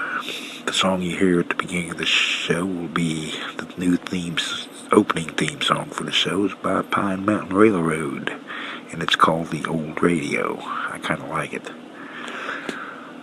Also, you may notice that we missed it. Show 3. Show 3 was the last show we did at WXDB, and I recorded it, but it did not come out real good for some reason. Something was wrong with the stream, or maybe the program I was using. So we didn't have show number 3. I'm going to try and put up the shows that was on that particular program at some point in the future, so you'll have a idea of what we listened to that day on the radio.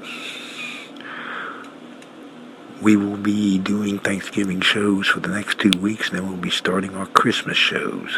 So we hope that you will stay with us. Invite people to like our Facebook page. You can do that on Facebook. Invite your friends to listen. And we have an email address.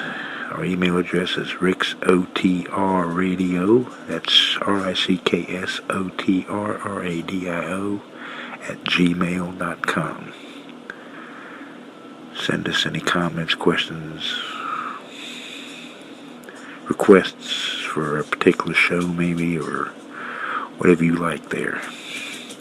Okay, so we're going to sign her off now for this edition, and we will be back with you next week.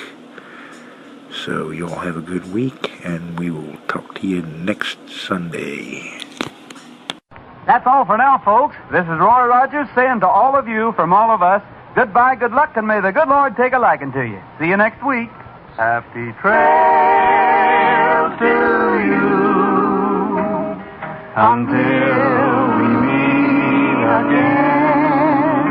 Happy trails to you. Keep smiling until then. Who cares about the clouds if we're together? Just sing a song and bring the sunny weather. Happy trails.